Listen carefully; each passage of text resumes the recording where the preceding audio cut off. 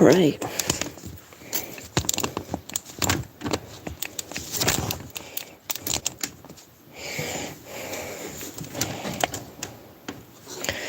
Gonna be about it for right now.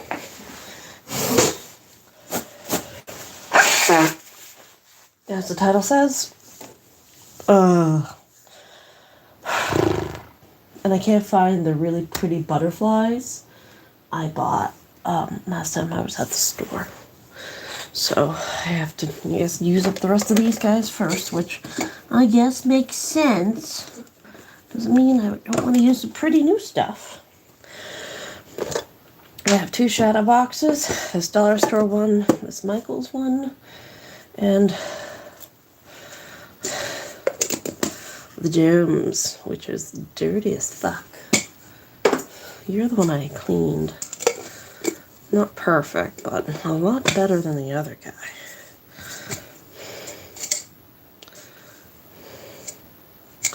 That's just a flaw in the glass. Oh, $25. Alright. Okay, let's get one of you guys out of my way. Need to find something to listen to as well. Yeah, sure, we'll like that. Something feels weird. Did YouTube change some algorithm style or something? Something weird on the live stream. Alright. Probably gonna go with more theory channels because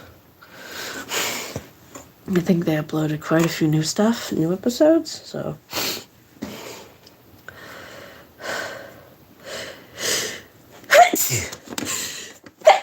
Can I get a...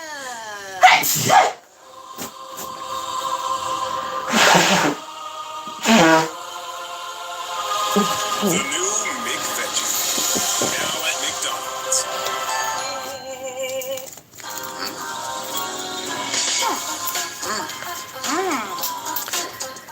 Hair ties, the best friend that pulls your hair back, and the enemy that pulls your hair out. But which hair tie will leave you with the least amount of pain and the most amount of style? Okay. Hello, Internet. Welcome to Style Theory, the show whose hands are tied. Hair tied, that is. Love them, hate them, lose them. Hair ties are pretty much a necessity for anyone with long hair, especially when it's just so freaking hot outside. No, seriously, aren't we supposed to be entering fall? Now, even if you yourself don't have long hair, you probably know someone who does, even if it's just your local theorist. So you better stay tuned, because by the end of this video, you could change someone's life. We love the friend that has an emergency hair tie. They are the but which one is best to have on hand? Oh, this can be a pain in the ass. On your head. You're right. Elastics or scrunchies, fancy or basic, which one is going to hold your hair all day without damaging it in the process? Well, there's only one way to find out. I have gathered together the 5 most common hair ties. The basic elastic, the wrapped elastic, the seamless, the spiral, and the classic scrunchie. They are going to go head to head, or rather hair to hair, in the ultimate showdown to prove which hair tie is truly goated. This is our 5-5-5 challenge. I'll be wearing each of our 5 hair tie hopefuls for 5 days and then grading them based on the 5 criteria that make up a great hair tie. 1, how well does it hold? 2, how much crimp or dent my hair? 3, how painful is it when you take it out? Is the hair tie gonna ruin it? We're gonna find out. Yeah, once again, I am sacrificing my hair in the name of science. 4, how usable are they really? Like, do they stretch out too fast and are suddenly too big to be usable? And can they shrink back to a usable size? And finally, number 5, can they survive for the full 5 days? And spoiler alert, they won't all survive. Goddamn motherfucker. So we're going to start with our first hair tie, which is the elastic. They are pretty much as basic as you can get. Now, historically, me and these don't get along because I have a lot of hair. Now, while my hair may be straight today, as I've said in previous episodes, I have a mix of Oh my god. very coarse hair. I remember why I haven't done this in so long. Hello! Oof. Exactly what I feel like when I start live streaming and realize I don't have one of my most important fucking tools. Fire. Alright, hang on.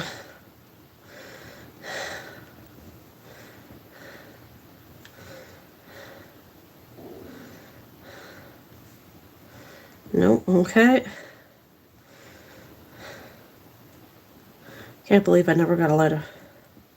And it's Sunday, so I can't even...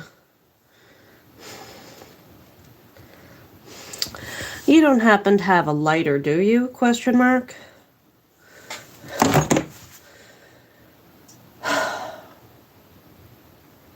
Alright, while we wait for her to reply, let's cut some bones up.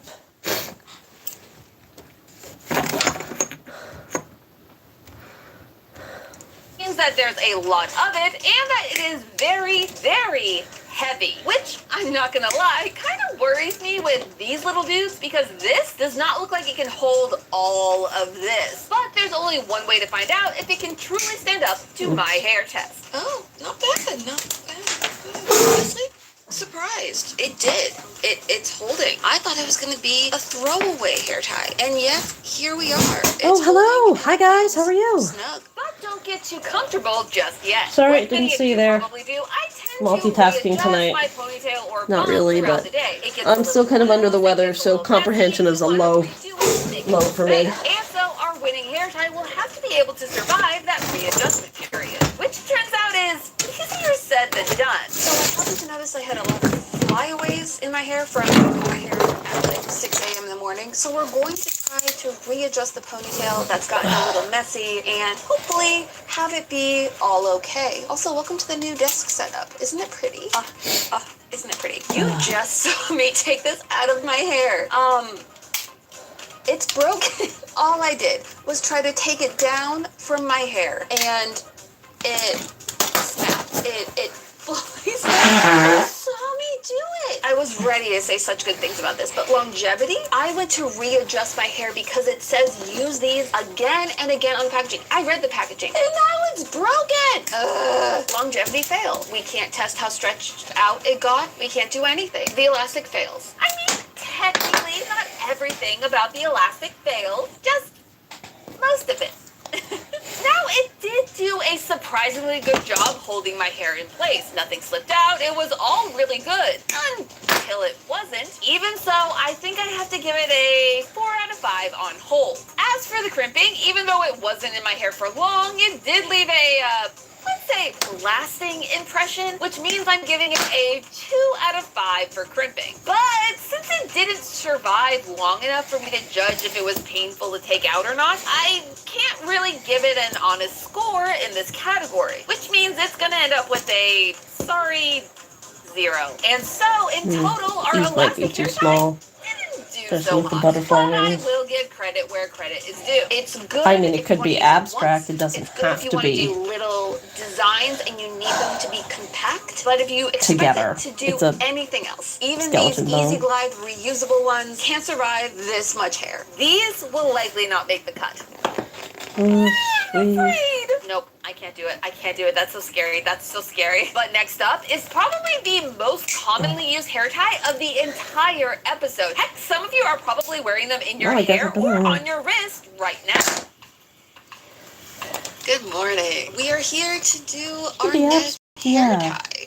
And our next hair tie is right here. This is our wrapped elastic hair tie. This is likely the one that most people picture when you say the words hair tie. It's the one that you forget to take off your wrist for photos. It's the one everyone seems to have on hand when you ask, hey, does someone have a hair tie I can borrow? It's the one that when you open the dictionary is right there next to the definition of the words hair tie. This is a brand new one, has not been used. We measured it and everything, and we're ready to see if it stretches over my hair for a ponytail, if it does, I do and abstract doesn't that. I break like can't our exactly, last one. So let's put it up and test the stretch. I keep starting with a low ponytail because it's the thickest part of my hair, and it's a good general measurement of if the ponytail holder works. All right. 3 wraps, and it did pretty well. I think it's still a little loose. What we saw yesterday was that my hair kind of started Shouldn't have to put the escape wings it, on and so so when I soon. went to Now I'm readjust the scared. ponytail, it just snapped. So hopefully this holds. I'll admit my expectations were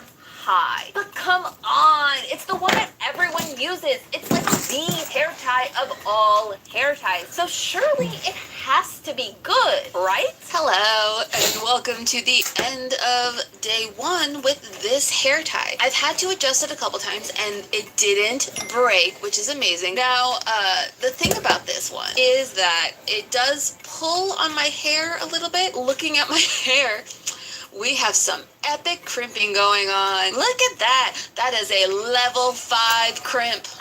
Excuse me? That is a huge dent in my previously dentless hair. Total fail. And that means not great things for this one because it means you can't take your hair up, down, up, down, up, down without it being really noticeable that you had your hair in a ponytail. But it also means that it didn't break after one use, unlike some other hair ties I could mention. Throughout the week, I also experimented with some higher ponytails and buns to test just how well it could hold all that hair. Hello, welcome to the end of today. I've had my hair up in this semi-high bun all day today. And so this is how much it's fallen out. I would say so far we have like 3.5 out of 5 hold. Like it's staying, but it's also fallen. Like you can see all those hairs that have escaped this hair tie. It will also be scoring a 3.5 out of 5 when it comes to paint. While I wasn't shedding any tears, I definitely managed to yank out a few strands of my hair throughout the day. So, since the wrapped elastic is still in one piece, for now at least, that means that it's time for us to conduct our very first stretch test. Whee! Yeah, I mean, for some reason, we didn't have to go over the rules for our stretch test in round 1. I can't remember why. In order to determine whether or not the hair ties were being overstretched, and to see if they have enough elasticity to shrink back to their normal size, I've been measuring both the diameter and length of the hair ties at the start of day 1. This will give us our control number. So at the end of each day, we can see just how much our hair tie has stretched. We'll score it based on just how stretched really out it loving gets this over small the course of the space to work 5 days. with. If it becomes unusable, it's a lower score. If it shows the ability to In the last reform frames after I being did left with the alone, really that's tall, a skinny score frames, I higher. love As the those. first hair tie to last for But the entire those I get 5 second days of our hand, so. experiment, it gets a 5 out of 5 for longevity. And by the What do you end of think? those 5 days, we had some very interesting results. Our wrapped The elastic foot doesn't started have off to with be a attached. diameter of 5 centimeters There and we a go. total length of 8 centimeters. And just after one day of trying to wrangle my hair, it had already stretched call to that 5.8 enough? and 8.7 centimeters. Oh no, it looks like the wrapped elastic is going to have a This really is the dirty hard ones. time I'm just going trying to put make these it guys in stick. here. Actually, it's going to be super easy. Barely an inconvenience. After initially There we stretching go. nearly a full centimeter on day 1, things actually slowed down pretty has a big massively. one. On each subsequent day of the test, both the This length one's and diameter a grew much by bigger just frame. 1 or 2 millimeters per day. Cut that off So while first. our wrapped elastic did stretch out, it did not overstretch, which means that it does get a passing score in my book. However, for being so popular, its final score is just kind of meh, which is shocking to me. I mean, this is the hair tie, the one that everyone seems to use, and that means that all of us are using the wrong hair tie. So the question is, which hair tie should we be using? A delicious small premium roast coffee at McDonald's is still just $1 plus tax, which means you can enjoy great tasting coffee every single day. Rich, full-bodied flavor at a price that's just as satisfying? Must be McCafe. When life's got you double booked, there's McDelivery. Order on the McD's. I would wish these were black frames, but they're not. And 11% service fee and $2 small order That fee still phone apply. that took up a Music. lot. Hello. But Welcome to the morning can't be where helped. my hair is straight. To keep it fair for all of our hair tie contestants, I reset my hair each and every morning by using my handy dandy straightener. I'm sorry, hair, but remember, it's for science. Now this is the seamless fabric elastic where the fabric itself is actually really stretchy and there's no like rubber band inside. And so after gathering all of our control measurements, I put my hair into a low ponytail and went about my day. So far, this hair tie hasn't moved. Yay! It means that the hold is doing pretty well. However, it is time to pull it out and Took see how up it does a with lot damage, of crimping, volume on the and how inside. big it's gotten since It's actually we touching put it the on frame. my head. Let's pull this It's not as out. deep. only a as little that bit one. painful. Ow. I don't know if you can see this. I'm not Yeah, sure if see I can that? actually put a That is skeleton one in hair here. pulled out of my head. R.I.P. Your death will not be in vain. What do I say? You're already dead. These high ponytails are getting to me. But let's look at this crimping. Ooh. Ooh, that might actually be the If she worst. got back to me yet. 2021, 2023. Oh, maybe D has one.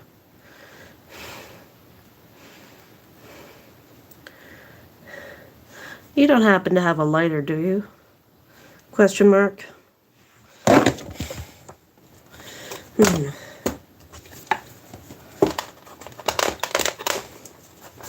Yeah, gonna be touching.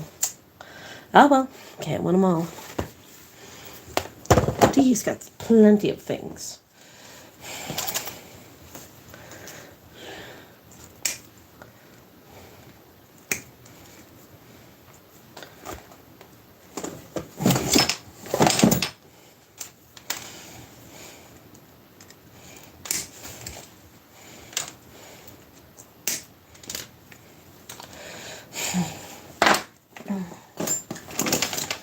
How you guys doing tonight?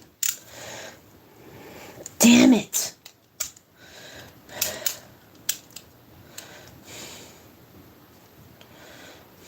Fuck. I don't know if I can't do fairies.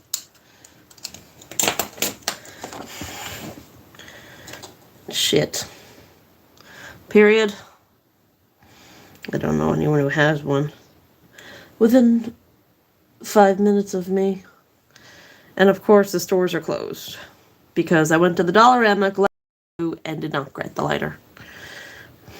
The worst part is, like, I also know I have a barbecue lighter around here somewhere. Might be on the other side. Hold on a second. We go dig in the other room for a bit while you stare randomly at the table.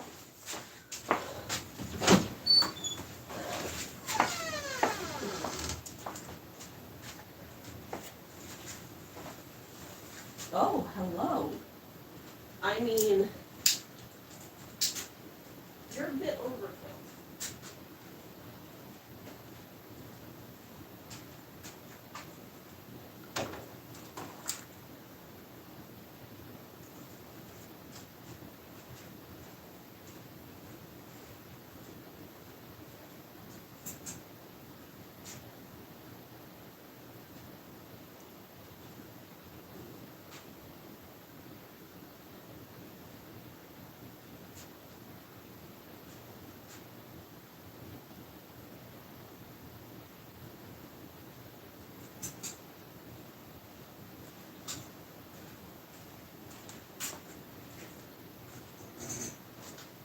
Well, I got something, but it's overkill.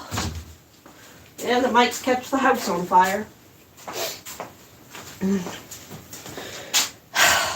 This is a little bit overkill.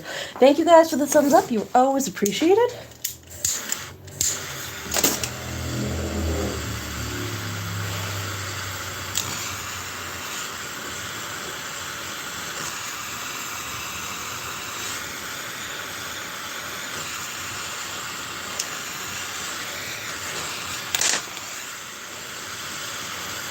Totally not overkill.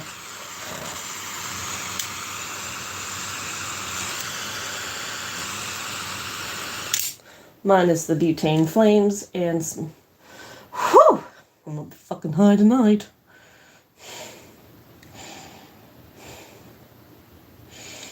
Yeah. Much more creative. There we go.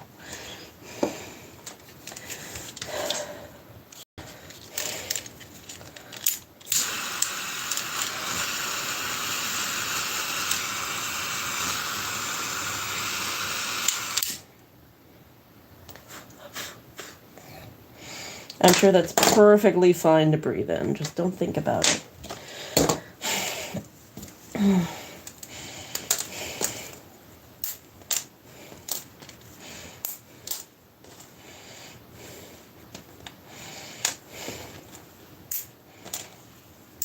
Just the snapping of bones. Don't worry, you don't need to hear any more than that. Can you see all right? Ah, you can see enough. All right, let's go back to listening to somebody prattle about something. Hair ties, yes, those things. There we go.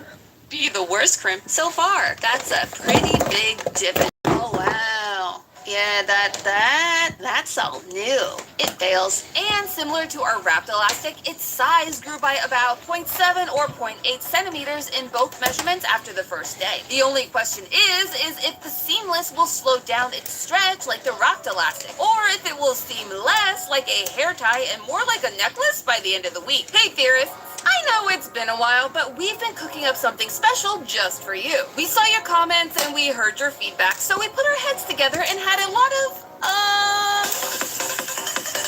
extremely serious conversations. And we are finally ready to let you in on our big secret.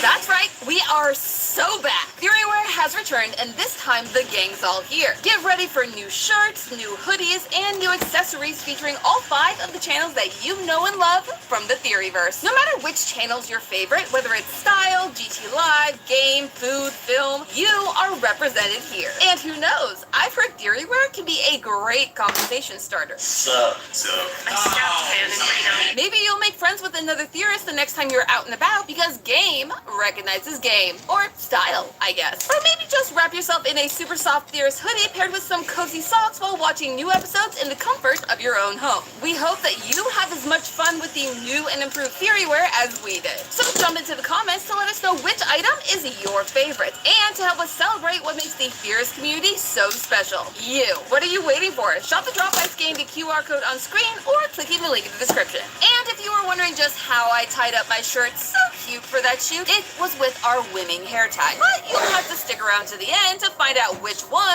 that crowd. Where's my As the week tissues? progressed, it was clear that when it came to the seamless hair tie, the whole holding baby. I was getting significantly less hair escaping than the previous option. Can I get a...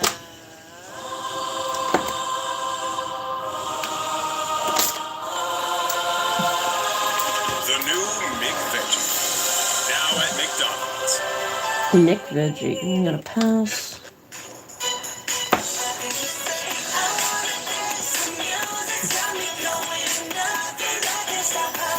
I don't care. Stop with Set a 5 for the hold. This thing is deceptively strong. Wow! And snappy. And so, after lasting for all 5 days, the only thing left to do was our stretch test. And let me tell you right now, the results are wild. When we last left our seamless hair tie after day 1, it had stretched from its original size to a not so bad 6.2 centimeter length and 3.8 centimeter diameter. This was pretty much 1-to-1 with how the wrapped elastic behaved. However, that is where the similarities end. I mean, just look at this chart. Look at it. While the diameter was, for a lack of a better word, inconsistent, likely due to how moldable the shape of the hair tie was compared to the more rigid wrapped elastic, it's the length that was blowing my mind. Notice how on day 4, the seamless length actually decreased from the previous day, meaning that it takes barely a full night's sleep, or roughly 8 hours, for the hair tie to start to shrink. So when it comes to stretchiness, this is going to be an easy pass. But this situation raised a very curious question. I went back and grabbed the Pretty original good. wrapped elastic that we used in round 1, That'll be which, fun. if you recall, I haven't All right. touched or used for the last 3 or 4 days.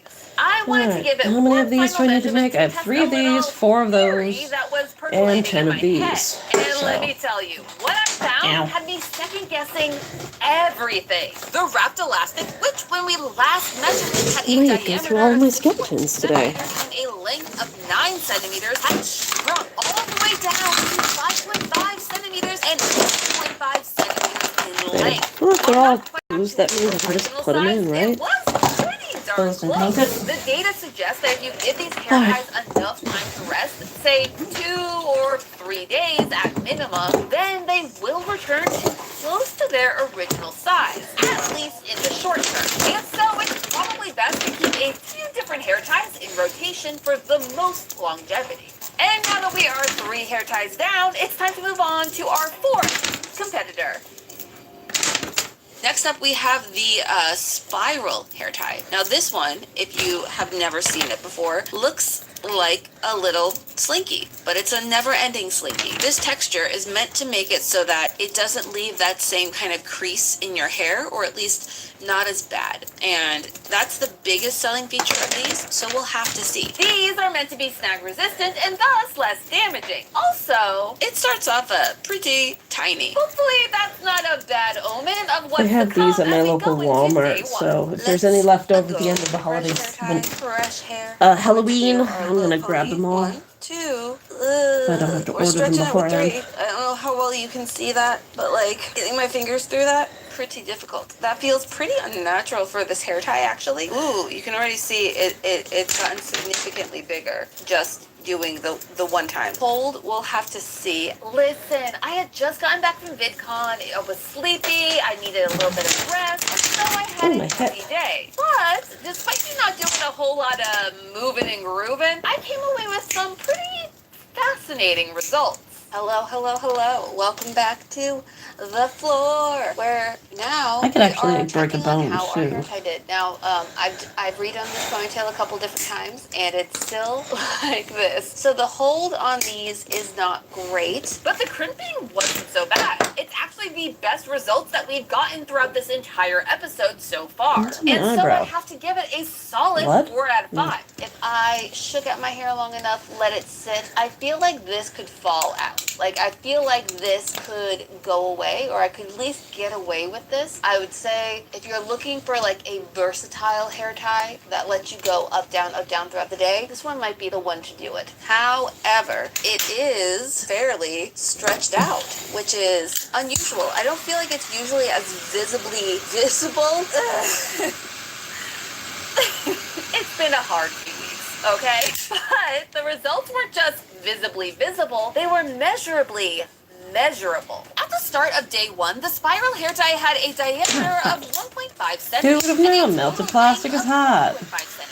But by the end of day 1, its size had ballooned up to a diameter of 3.2 centimeters and a length of 5.6. That's the biggest single day stretch we've seen this entire episode. And so not only was the hold not holding early on in our week, if these kind of stretch results continue, it was likely that hold situation would only get worse. But look, Mom, no crimping. That being said, we still had 4 more days to go. Hey, so today I attempted a high bun, and as you can see, it didn't stay up there. It kind of ended up down here, which means that when it comes to hold, I think it's like a 2.5. Unless I'm like cutting off the circulation of my fingers to try to really tighten it, it's like a 2.5 hold. Now, if you thought that the results we got for our seamless hair tie were wild, prepare to have your entire world shook. On day 1, the spiral hair tie started at 4.5 centimeters before springing up to 5.6. The next day, it continued to climb to 7 centimeters before shrinking down on day 3 to 6.5 centimeters. And then, as just one final screw you to our data set, the last 2 days, it ballooned up to 8.5 and 8.8 centimeters. What? The actual heck. By far, this is the most drastic change and the biggest stretch that we've seen this entire episode. But it wasn't the stretch that I found so interesting. It was the shrinking. You see, whenever I put the spiral hair tie down, even for just a few minutes at a time, I could see it start to shrink before my eyes. I mean, it really started to remind me of something. It's right on the tip of my tongue. Yes, it reminded me of this. They're fast, they're fun, and they're easy. Shrinking, shrink. Watching them shrink is half the fun. Just color, cut, and bake. You're welcome for the nostalgia trip. But even though it was doing a great Well, job I got a dirty shrinking down mind. to What was its I was original thinking of? size, it wasn't returning to its original shape. Despite my best efforts, the tie just kept getting well, tied around itself. This made it harder to both measure for our experiment and to get a consistent stretch around my hair. Sometimes I needed to loop my hair twice, sometimes it was 3 times. Who knew? There was no consistency. So despite the fact that on a personal level, I kind of like the shrinky ties, they're fun and crimping is one of my biggest pet peeves, I do have to fail it for our stretch test. But hey, at least it didn't break like our little baby elastic in the first round, and Isn't this no fun? pain. And with 4 hair ties down, Oh dear. And that means we're back with our final hair tie. Now this is the satin scrunchie. Inside the scrunchie is an elastic band, very similar to our first and second hair tie, where you had that actual elastic hold. But it's wrapped in a satin fabric, which is meant to be less damaging on your hair. or at least it's supposed to be. But based on all the data that we've seen today, who knows what will happen? Certainly not me. I mean, I learned my lesson all the way back with the wrapped elastic. So let's put my hair up. We're doing just a low ponytail. This makes me look a little bit like a founding father, but you know what? It's fine. And by the end of the day, oh boy, I had thoughts. When it comes to this hair tie, it has migrated over here. You can already see where this is going here. When it came to crimping, the results were pretty severe, to say the least. I mean, look at this before and after. This is a crime. Listen, I want to love the scrunchie. I really, really do. But this is a crime, and it deserves a 1 out of 5 for crimping. I used to be a big scrunchie person. I bought a ton of them, and now I don't really wear them. If we were rating just vibes, this would be a 10 out of 10. I love the look of the scrunchie. However, the elastic band inside, it's not it, fam. But by day 2, I was starting to come around to the scrunchy lifestyle. At least a little bit. When it comes to hold, I think it's a solid 3.5, maybe like a 3.75. You know, one of the things I just hadn't really considered before starting this experiment was just how heavy the actual scrunchie was. I know, it sounds silly, but more than the others we've used so far, except maybe the spiral, this one was really just slipping and sliding everywhere. We're still getting a crimp, though honestly, the crimp feels a little less crimpy today, but I think that's because it wasn't a ponytail. So when it comes to crimping, I think we're actually going down to like a 3. But the scrunchie did have one major win, like major win, and that was that despite me taking my hair up and down and up and down and up and down throughout the entire week, there was absolutely no pain. Zero. Nada. No pain. Hallelujah. As for our stretch test, the scrunchie followed these same behaviors as the seamless and wrapped elastic. It slowly stretched out over the course of the week, but when left to rest, it was able to shrink and reform back to almost its original size. That is a pass for both stretch and longevity. So which of our 5 hair ties will be the one tie to rule them all, to bind all the hairs together?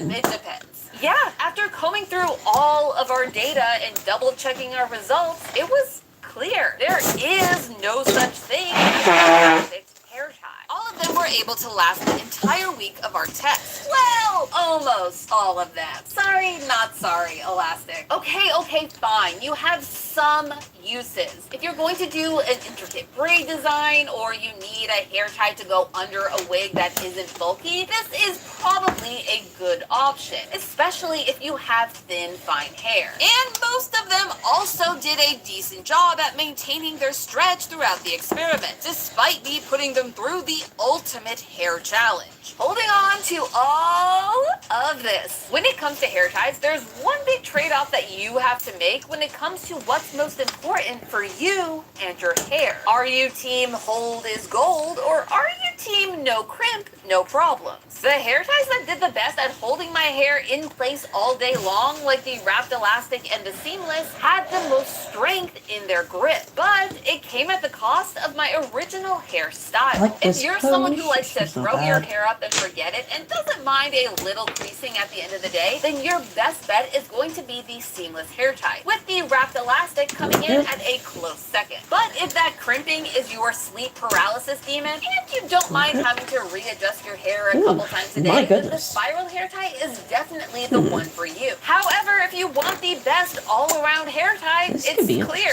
The scrunchie is goated. But hey, that's just a theory. A style theory. Keep looking sharp. Next time on Style Theory. Have you ruined your hair with this looks like a sleep paralysis demon. It's right there. You can't tell me it doesn't. Somebody make a monster out of that. Post it in the SCP Foundation or something. A delicious small premium roast coffee is still just $1 plus tax at McDonald's every single day. Can't bend the whole spine though. Get a really cool design contract. So it's interesting. I Realize wonder you what I have to can do a do whole bunch of with mathy business work before you can even start the not mathy design work. Use QuickBooks to see the big picture. Use QuickBooks to manage cash flow. Because Add some more these cash to your are flow. one and the same. Let QuickBooks Might be do more of overthinking the this, spine. so you can do more of the things you love. Intuit QuickBooks. Manage and grow your business all in one Alright, place. Felipe's on the outside.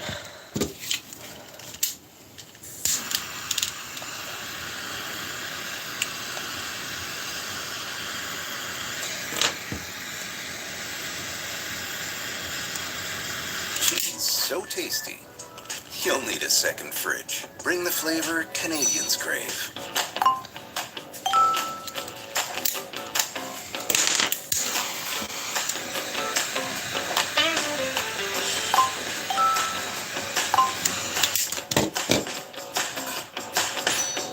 Mario Kart World makes no sense. From its rivers that defy the laws of physics to biomes that are way too close together, I see Nintendo decided to leave the old science textbook back in the garage. But if you did take the science of this karting-themed world seriously, what you'd find is that this island is implausible at best and completely inhospitable at worst.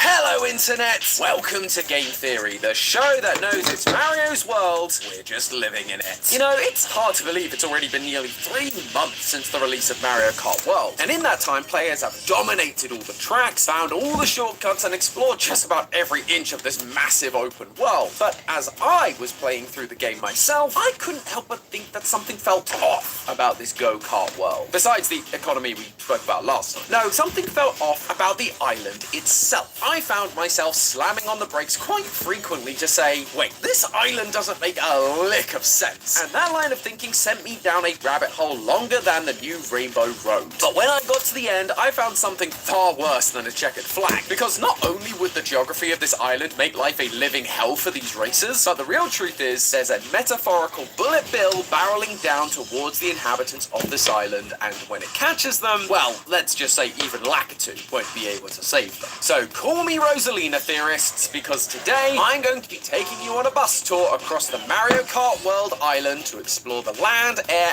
and sea in order to reveal how strange the geography of this world is and how it will affect both the races we see on track and the people who call this island home. From the moderately inconvenient to the existential threats that will affect all life as we know it.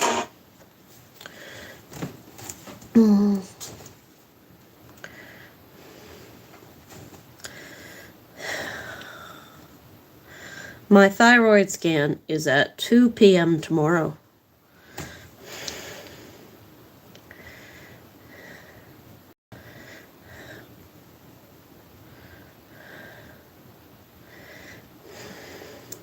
My therapy appointment is at noon on Tuesday.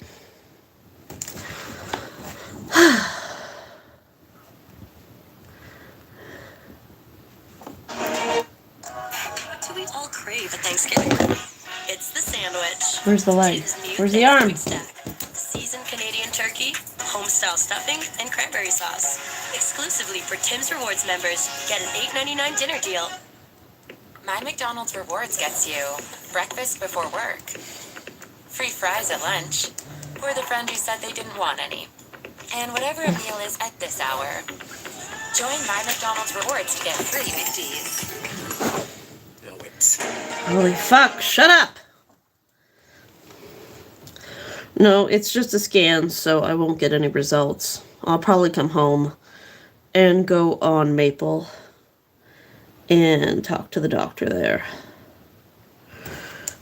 If you want to be home for that. I'm not going to wait in outpatients. I'll just go home.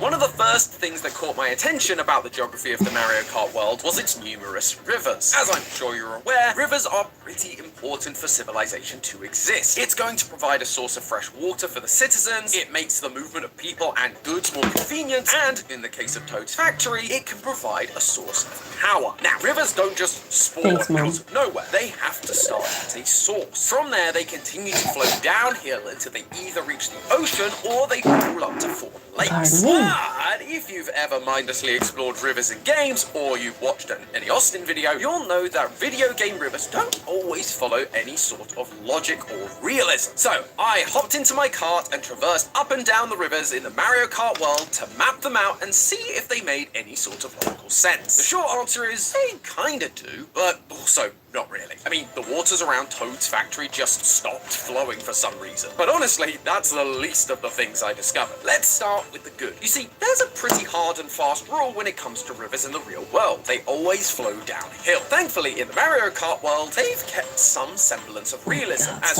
all rivers do in fact flow downhill, either towards the sea or one of the island's many lakes. Well, that is with one exception.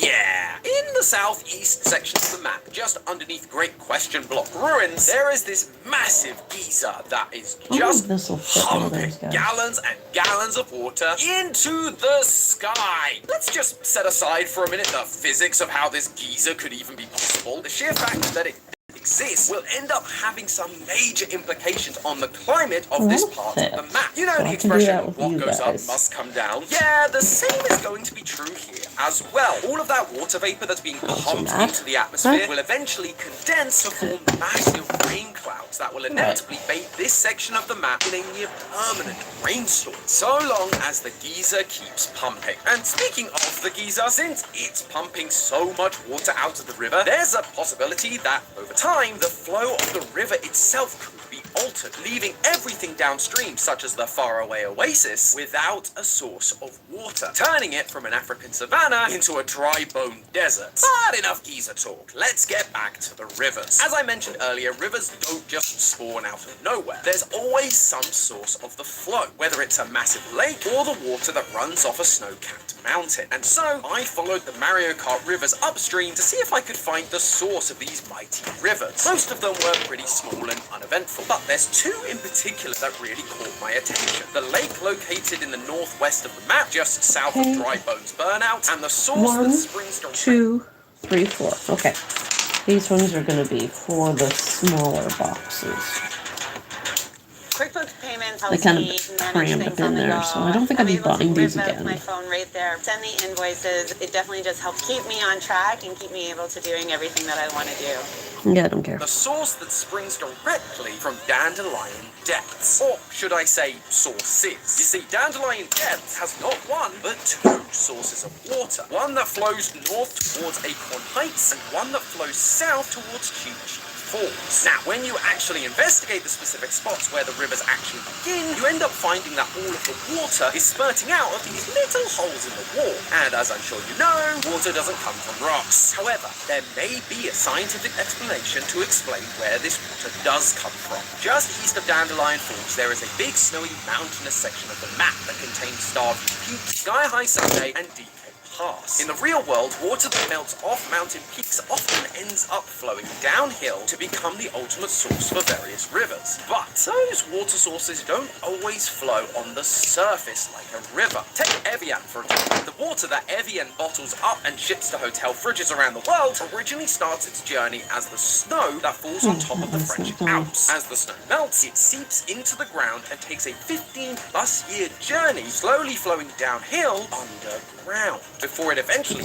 pops up at the spring located in the town known as, wait for it, Jevidon.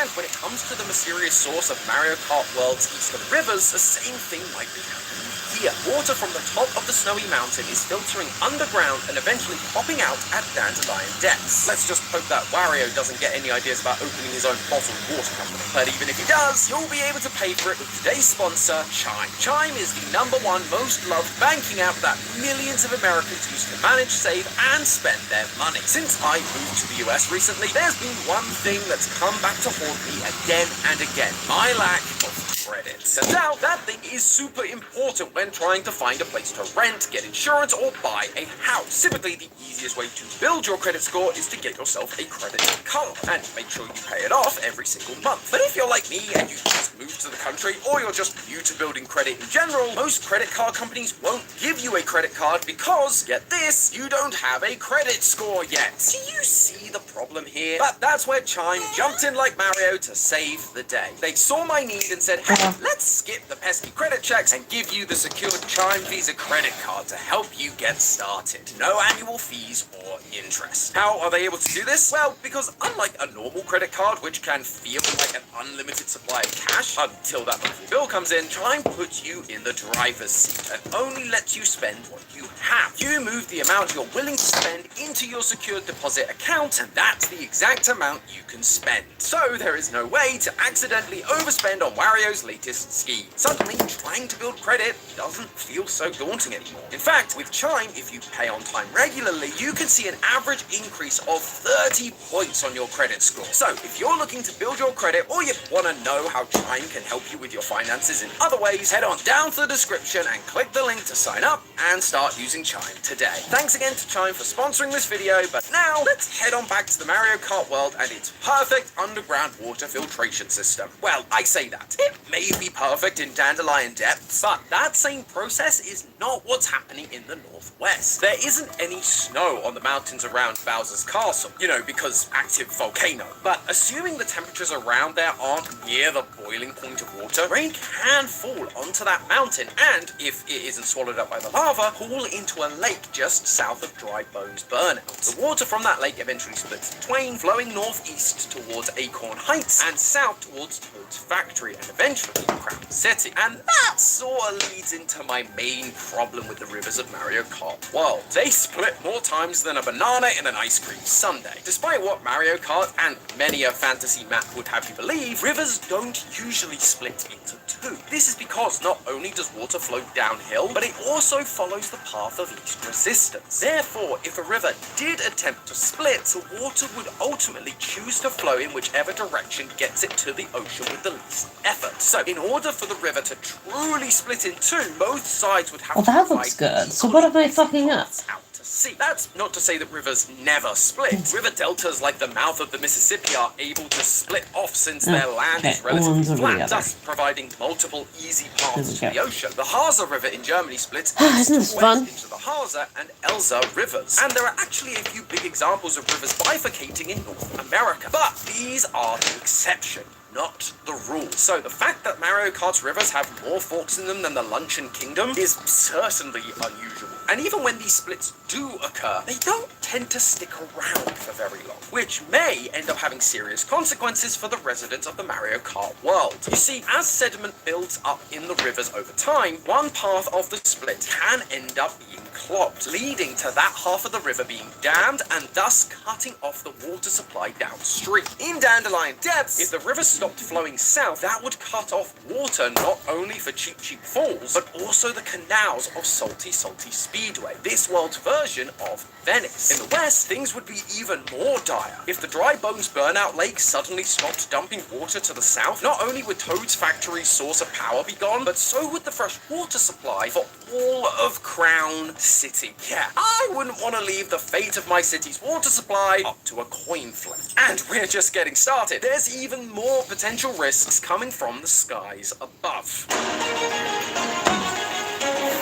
One of the first things you might have noticed when taking a bird's eye view of the Mario Kart island is just how many different biomes are crammed into one small area. Generally speaking, biomes are large swaths of land that get the same amount of rain and sun, as well as having a similar collection of plants and animals. And when I say large, I do mean large, sometimes spanning entire continents. Now, that obviously creates a problem for developers who want to set their game on tiny islands, but still have multiple diverse biomes for players to explore. Normally, game devs just decide to forego scientific realism in the name of fun, and Nintendo was no exception. From up here, we can see Mario Kart World has a wasteland, a forest, a swamp, a savanna, a tundra, 2 deserts. You get the point. Not realistic, but it's a video game. However, while having this many biomes packed so tightly together may not be true to life, that's not to say that the placement of some of these biomes doesn't make some bit of scientific sense. At first, it might seem strange that there would even be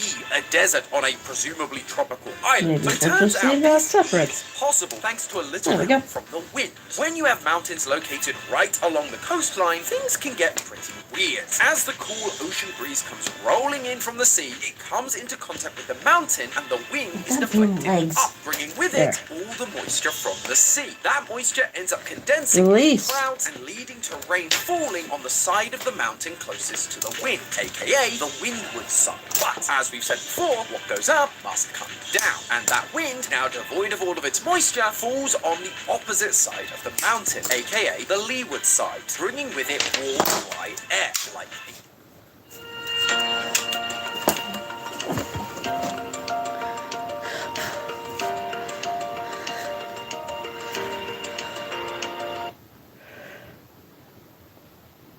That's okay. I found a tiny blowtorch. LOL.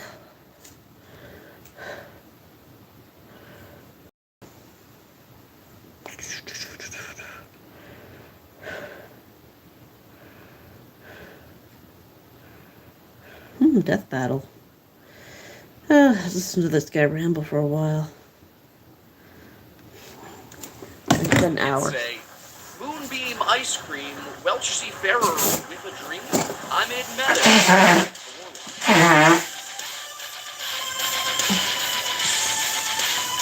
Alright. Let's see. I got 1, 2, 3. This is supposed to be my last short one.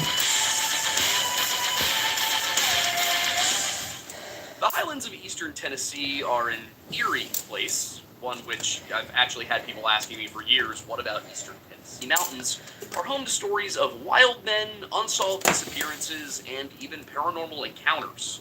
Now, most of those stories are little more than folk tales and modern myths propagated online, but within many of them are kernels of truth, and one of the more enigmatic tales predates white settlement in the region entirely. Long before the Scottish, Irish, and Welsh settled in America's oldest mountain range, they were within the domain of the large and powerful Cherokee tribe. But even they hold memories of when they first came to the region, and of the people who came before them. According to Cherokee legend, those ancient hills were once the territory of a strange tribe they called the Moon-Eyed People. And who exactly they were is one of the great mysteries of American prehistory. In some tellings, they're wretched creatures who can't even see in the daylight. In others, they're related to the little people of Cherokee mythology. And others still, claiming to be directly from the mouth of a great Cherokee chief, describe them as potentially the most unexpected thing possible. Welshmen led by a legendary prince named Madog ap Owen Gwynedd. Now, the through line between all versions, regardless of their source, is that at some point a great war was fought between these Moon-Eyed People and the Cherokee newcomers. A war which the Cherokee won. With that, the Moon-Eyed People faded from history, their story carried on by their conquerors, leaving us to wonder where they came from, if they'd survived, and, most importantly, were they Welsh? Speaking of survival, though, we have a pretty cool sponsor for this week's video. The book. Aside from having a design that makes it a glamorous addition to any bookshelf or coffee table, the book is a functioning how-to guide for just about everything you need to know in the event that things take a turn for the worse. Hi guys, how's everyone tonight? Crafting a bow, Sorry, I'm not arrows, much water ambitious. filtration, basic shelter construction, and much more. The book is a captivating and beautifully illustrated encyclopedia, which offers not just the outline for rebuilding society, but also a glimpse through the innovative past of mankind. For me, when I saw the thing for the first time, it reminded me of classics like the Dangerous Book for Boys or the Daring Book for Girls, just with even more material. Now, I can't tell you that the book would have saved Matic and his explorers, but I also can't tell you that it wouldn't have either. Especially if they read the section on building a steam engine. With everything it entails, from the large size, the intricate diagrams created by professional scientists, historians, and architects, and specially engineered binding in paper, to the detailed information about science and history, it's no surprise that the book was a top project on Kickstarter and remains a bestseller today. It also makes a perfect gift, so whether you're buying for yourself or for your crew, we recommend clicking the link in the description and using code LORELODGE10 to get 10% off your order today. Especially if you're Welsh. Coming up.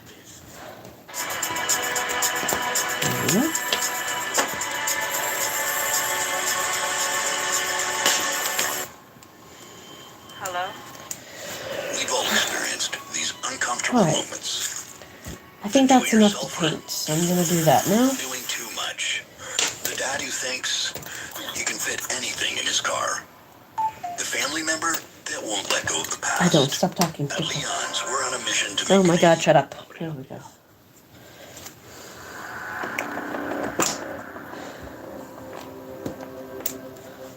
Fort Mountain State Park in Georgia is one of the places most frequently associated with the Moon-Eyed people.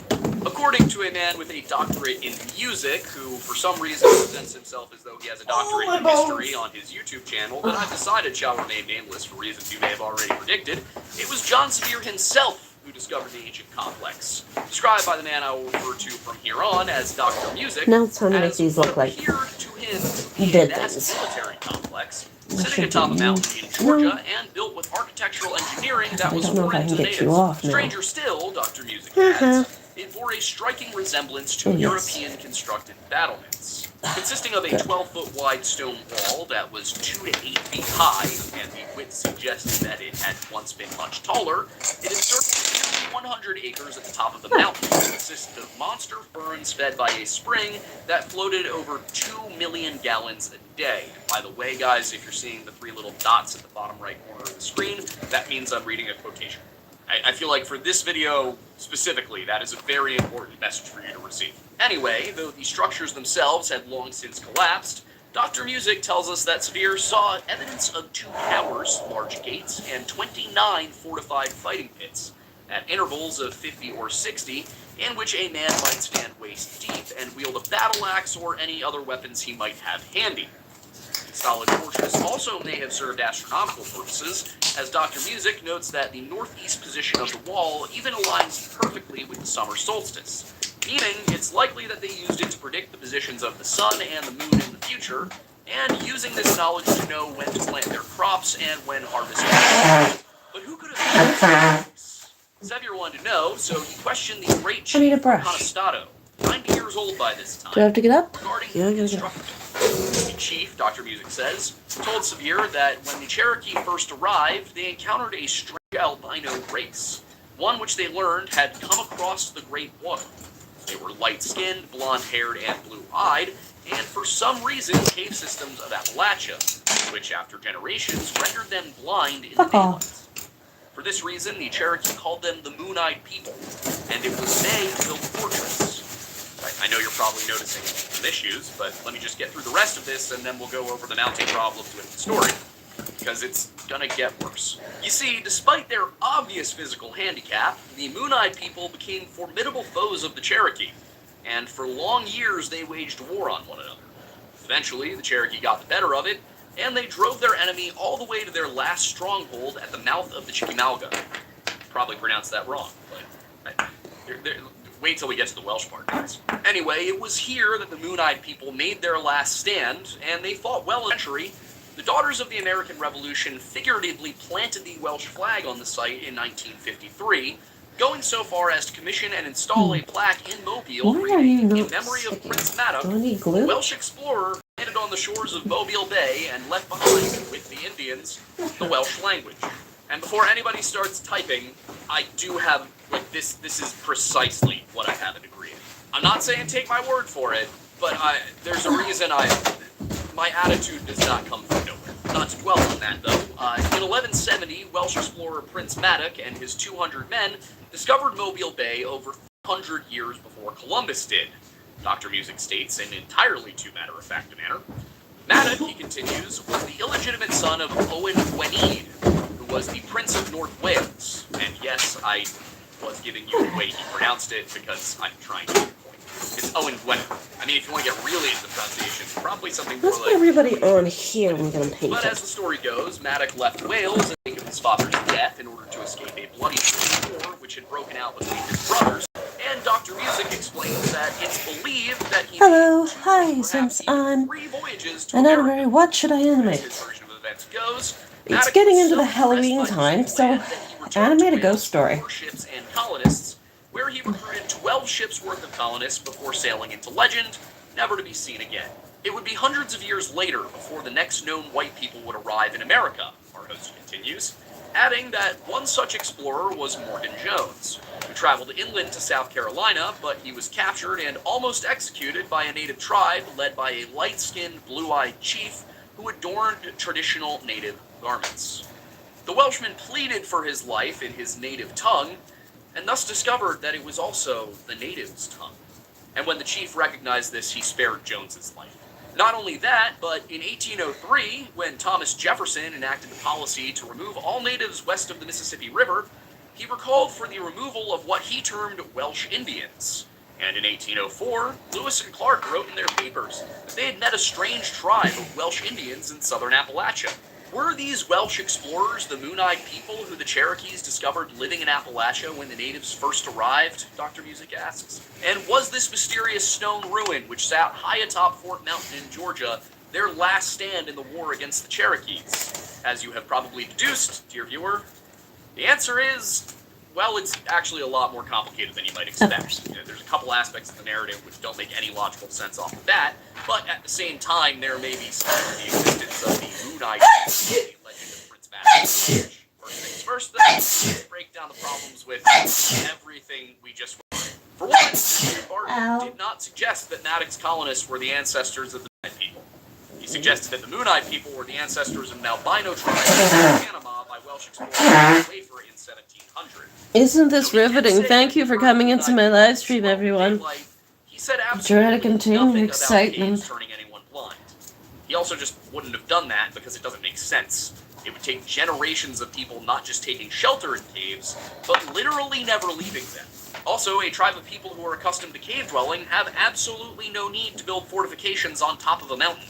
Caves are already a natural defense, especially if you're adapted to survive in them, and if you can't see during the daylight, they're a hell of a lot easier to defend than a mountaintop fortress. Also, I'll get to this in more detail in a minute, but Fort Mountain is not the earthworks that John Sevier found.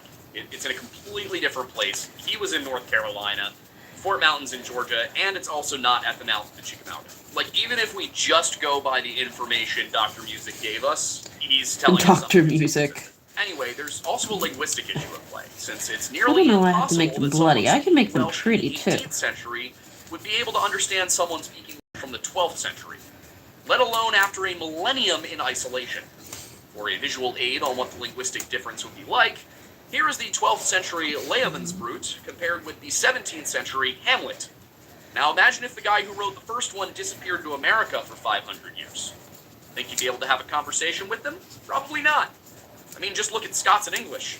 They're from the same island, yet I don't think I could read that without accidentally inventing a few new heresies. And that's English. Have you seen Welsh? Plus, historians like Gwyn Williams, who is a Welshman who speaks Welsh, have traced the Morgan Jones story to its origin and found it to be false and probably even a hoax. And where Dr. Music got the idea that Lewis and Clark wrote about encountering the Welsh Indians, I just have no clue. They didn't. They didn't write it. They were sent to do something. That was one of the objectives. And Here's an idea. they wrote that they didn't find it. How about we Also, add some Lewis and purple to Clark this never one? went to Just Southern for a Appalachians. change.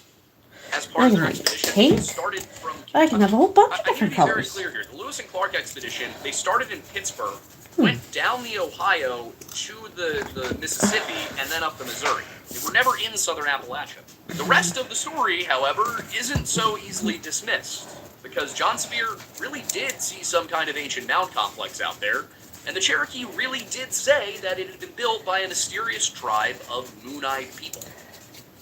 Buttery, golden, flaky Ritz you love, now perfected for life on the move. Oopsie. Where you go, they go too. Life on the moon?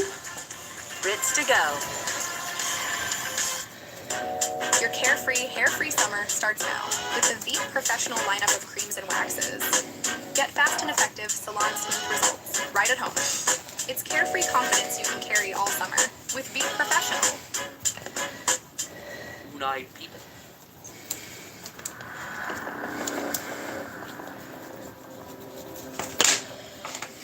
The Cherokee tell us that when they first arrived in the country which they inhabit, they found it possessed by certain moon-eyed people who could not see in the daytime. These wretches they expelled.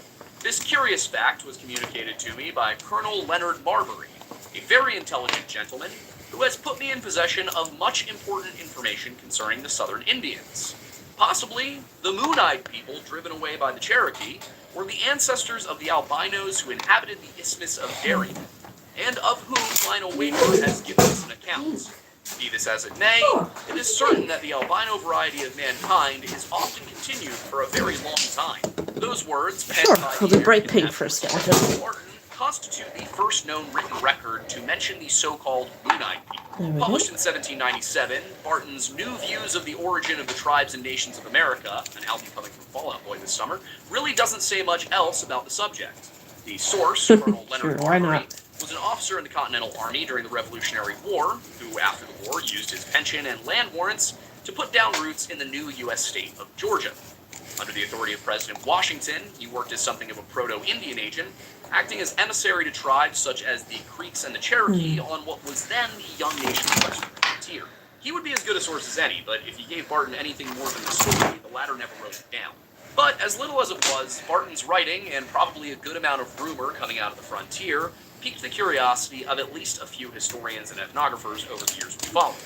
One of them was Ezekiel Sanford, who essentially copied the story into his History of the United States Before the Revolution, the new album coming from Fall Out Boy next summer, published in 1819. Sanford's version contains some slight edits, such as the addition that the Cherokee had migrated from the west, and the slight change from the moon-eyed people being expelled to being exterminated. John Haywood expanded on the story a few years later in the Natural and Aboriginal History of Tennessee, new Fall Out Boy album coming 2 years from now, but after spending literally 3 hours trying to comprehend his atrocious writing style, I'm just going to jump ahead to how James Mooney summarized it in Myths of the Cherokee, because at least it makes grammatical sense. This one Haywood looks more wrote and says that the dramatic than invading the others, Cherokee but found white people near the head of the Little Tennessee, with forts extending thence down the Tennessee as far as Chickamauga Creek, with the locations of 3 forts actually given in the text. These people, the Cherokee believed, were responsible for the many mounds and petroglyphs found along the Tennessee Valley. And the newcomers took that personally. The Cherokee made war against them and drove them to the mouth of Big Chickamauga Creek, Mooney continued, where they entered into a treaty and agreed to remove if permitted to depart in peace. Permission being granted, they abandoned the country. Elsewhere, he speaks of this extirpated white race as having extended into Kentucky and probably also into western Tennessee, according to the concurrent traditions of different tribes. In addition, Haywood also described the homes of these people, though without giving any citation, as small circular structures of upright logs covered with earth which had been dug out from the inside.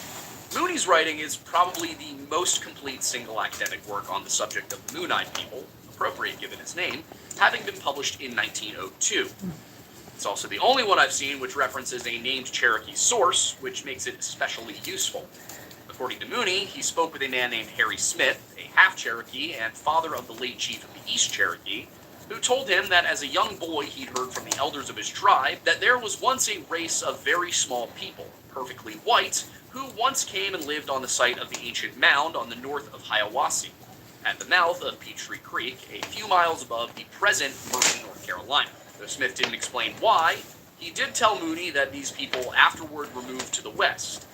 In addition to that account, Mooney also cited a Colonel Thomas, the white chief of the East Cherokee, who told him that he'd heard a legend of a similar people from a similar place who also went west. The two stories are plainly the same, he wrote, although told independently and many miles apart. Now, the mound in question from Harry Smith's story was almost certainly the Peachtree Mound complex just east of Murphy, North Carolina.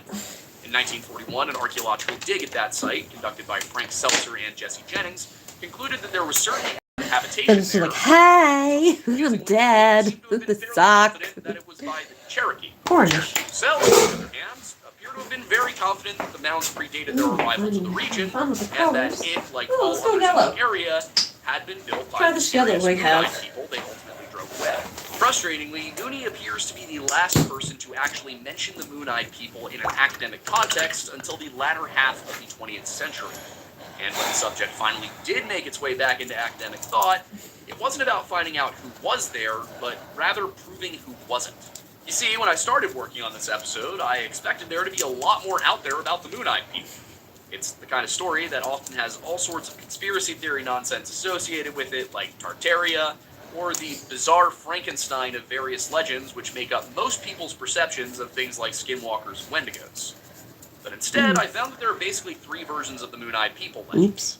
There is the argument that they are a misunderstood reference to the little people of Cherokee folklore, the Yunwi Tsunsi. I think I got that right, but I probably didn't. I'm trying my best here. If you're Cherokee, please tell me how to pronounce it. I'm being sincere with that. I know I sound a little off the cuff, but honestly, it helps. Pink to the back. Why not? Anyway, there was also the suggestion that they're an entirely different race of half-blind monsters, like the crawlers from The Descent. That was my favorite, personally. And then there's the best-known one, that they are the descendants of the legendary Welsh prince Madog ap Owen Gwynedd, who allegedly sailed to America in the 12th century. This view became very popular during the 19th century, and based on the limited number of documents mentioning the Moon-Eyed People, it's possible that Madog's story is the only reason anyone outside the field of ethnography even knows about them. You see, though he doesn't use the term Moon-Eyed People, in 1810, U.S. Army Major Amos Stoddard wrote to former Tennessee Governor John Sevier to request a statement of particulars of a story which Governor Claiborne thinks you detailed to him some years ago. Stoddard continued, writing that, according to his account, you once saw an ancient book in the hands of a Cherokee woman, which you supposed was written in the Welsh characters, said to be given to her by an Indian from the west side of the Mississippi, and which was afterwards burned with her house. Stoddard then informed Sevier that he had been some time collecting material to prove the existence of a Welsh colony on this continent, which landed here, according to the testimony of history, as early as 1170. Sevier sent a lengthy reply, informing Stoddard that, with respect to the information you have requested, I shall, with pleasure, give you the information required, so far as my memory will now serve me, and with the help of a memorandum I hastily took on the subject of a nation of people called the Welsh Indians. Now, this was not a new subject of conversation at the time. Stories of the so-called Welsh Indians were well in circulation throughout the 18th century. And, as I said earlier, locating them had even been Whose a arm is this? Oh, that's Yellow's arm, sorry. Several years earlier. Right, I gotta... As for why everyone was convinced that this was a thing, we'll get there. Anyway, as Sevier wrote, in the year 1782, I was on a campaign against the Cherokees, and during my route, discovered the traces of very ancient fortifications. Sometime after the expedition, I had occasion to enter into a negotiation with the Cherokee chiefs for the purpose of exchanging prisoners. After the exchange had been settled, I took an opportunity of inquiring of a venerable old chief named Oconostota, then and for nearly 60 years had been a ruling chief of the Cherokee Nation, if he could inform me of the people that had left such signs of fortifications in their country, and particularly the one on the bank of the Hiawassee River. This was, of course, the same river mentioned by Harry Smith and Colonel Thomas, who both told Mooney that they'd heard of a mound complex on that river from their own people. According to Sevier, Conostota told him that it is handed down by our forefathers that the works were made by white people, who had formerly inhabited the country, while the Cherokees lived lower down in the country, now called South Carolina, and that a war existed between the two nations for many years. At length, it was discovered that the whites were making a number of large boats, which induced the Cherokees to suppose that they intended to descend the Tennessee River. Here we go. They then collected their whole band of warriors and took the shortest and most convenient route. You like the bloody ones, or do you like the colorful ones a bit more? I don't know. QuickBooks is great in terms of being paid quick because I can access QuickBooks from my phone. So if we're at the beach, I can write an invoice and send it off. Knowing whether that money's coming in, I just send, check it. It's a great option. Alright, I gotta go wash this off my hand. And then we'll start working on the ones that sit. Wait, is that enough? I have 1, 2, 3, 4. 1, 2, 3. I think that's everybody. Alright. them We'll be down right the back. river. In a few days, the boats hove in sight and a warm combat ensued, with various success for several days. At length, the whites proposed to the Indians that if they would exchange prisoners and hostilities, they would leave the country and never more return, which was acceded to, and after the exchange, parted in friendship. The whites then descended the Tennessee to the Ohio, and then down to the Big River, the Missouri, then up that river a very great distance. They are now of some of its branches, but they are no longer a white people. They are now all become Indians, and look like the other red people of the country. To this point in the story, though the term Moon-Eyed People never once appears, every single detail is in line with what was recorded by the ethnographers, including that which came directly from members of the Cherokee people. Now what Severe said next is not. I then asked him, the letter continues, if he had ever heard any of his ancestors say what nation of people those white people belonged to. The Conestoga, if Severe is to be believed, answered, I have heard my grandfather and other old people say that they were a people called Welsh, that they had crossed the Great Water and landed near the mouth of the Alabama River, and were finally driven to the heads of its waters and even to the Hiawassee River by the Mexican Indians, who had been driven out of their own country by the Spaniards. That is a very bold claim, especially since the Welsh would have referred to themselves as company, but Severe wasn't done. He continued on, writing, many years past I happened in company with a Frenchman, which is, for being honest, a fate worse than death, who lived with the Cherokees and had been a great explorer of the country west of the Mississippi. This Frenchman had informed him that he had been high up on the Missouri and traded several months with the Welsh tribe, that they spoke much of the Welsh dialect, and although their customs were savage and wild... You know what makes me nervous? Going upstairs to wash my hands and noticing the back door light is on, and it is a motion sensor light. And I look out and I see the deck is empty, but there's no raccoons or cats or anything to trigger the motion sensor light. And I'm sitting there just like, okay, I want the dog to be home right now. Though it was probably Little Miss Gray because she's been by 3 times today for snacks. She's quite hungry. Alright, I have 4 of those, so I gotta make one more long one. Were very fair and white, and frequently told him they had sprung from a white nation of people. Also stated that they had yet some small scraps of books remaining among them, but in such tattered and destructive order that nothing intelligible remained. This, admittedly, is a rather convenient hedge against anyone checking to see if the books really existed. Still, it is from this tribe, settled in a very obscure part of the Missouri, surrounded by innumerable lofty mountains, that the supposedly Welsh language book made its way back to the Cherokee. Severe himself had not seen the book, but instead had learned of its existence from a Conestoga, who told him that an old woman in his nation by the name Peg had some sort of an old book given to her by an Indian living high up in Missouri, and thought he was one of the Welsh tribe. But unfortunately, before Severe himself could see the book, the old woman's house and its contents were consumed by fire. Sadly, though he was able to speak with a number of people who had seen the book, none could describe or recreate any of the words or characters they'd seen today. Thus, it and any other trace of Maddox and his Welsh Indians were lost forever. But that doesn't necessarily mean they didn't exist.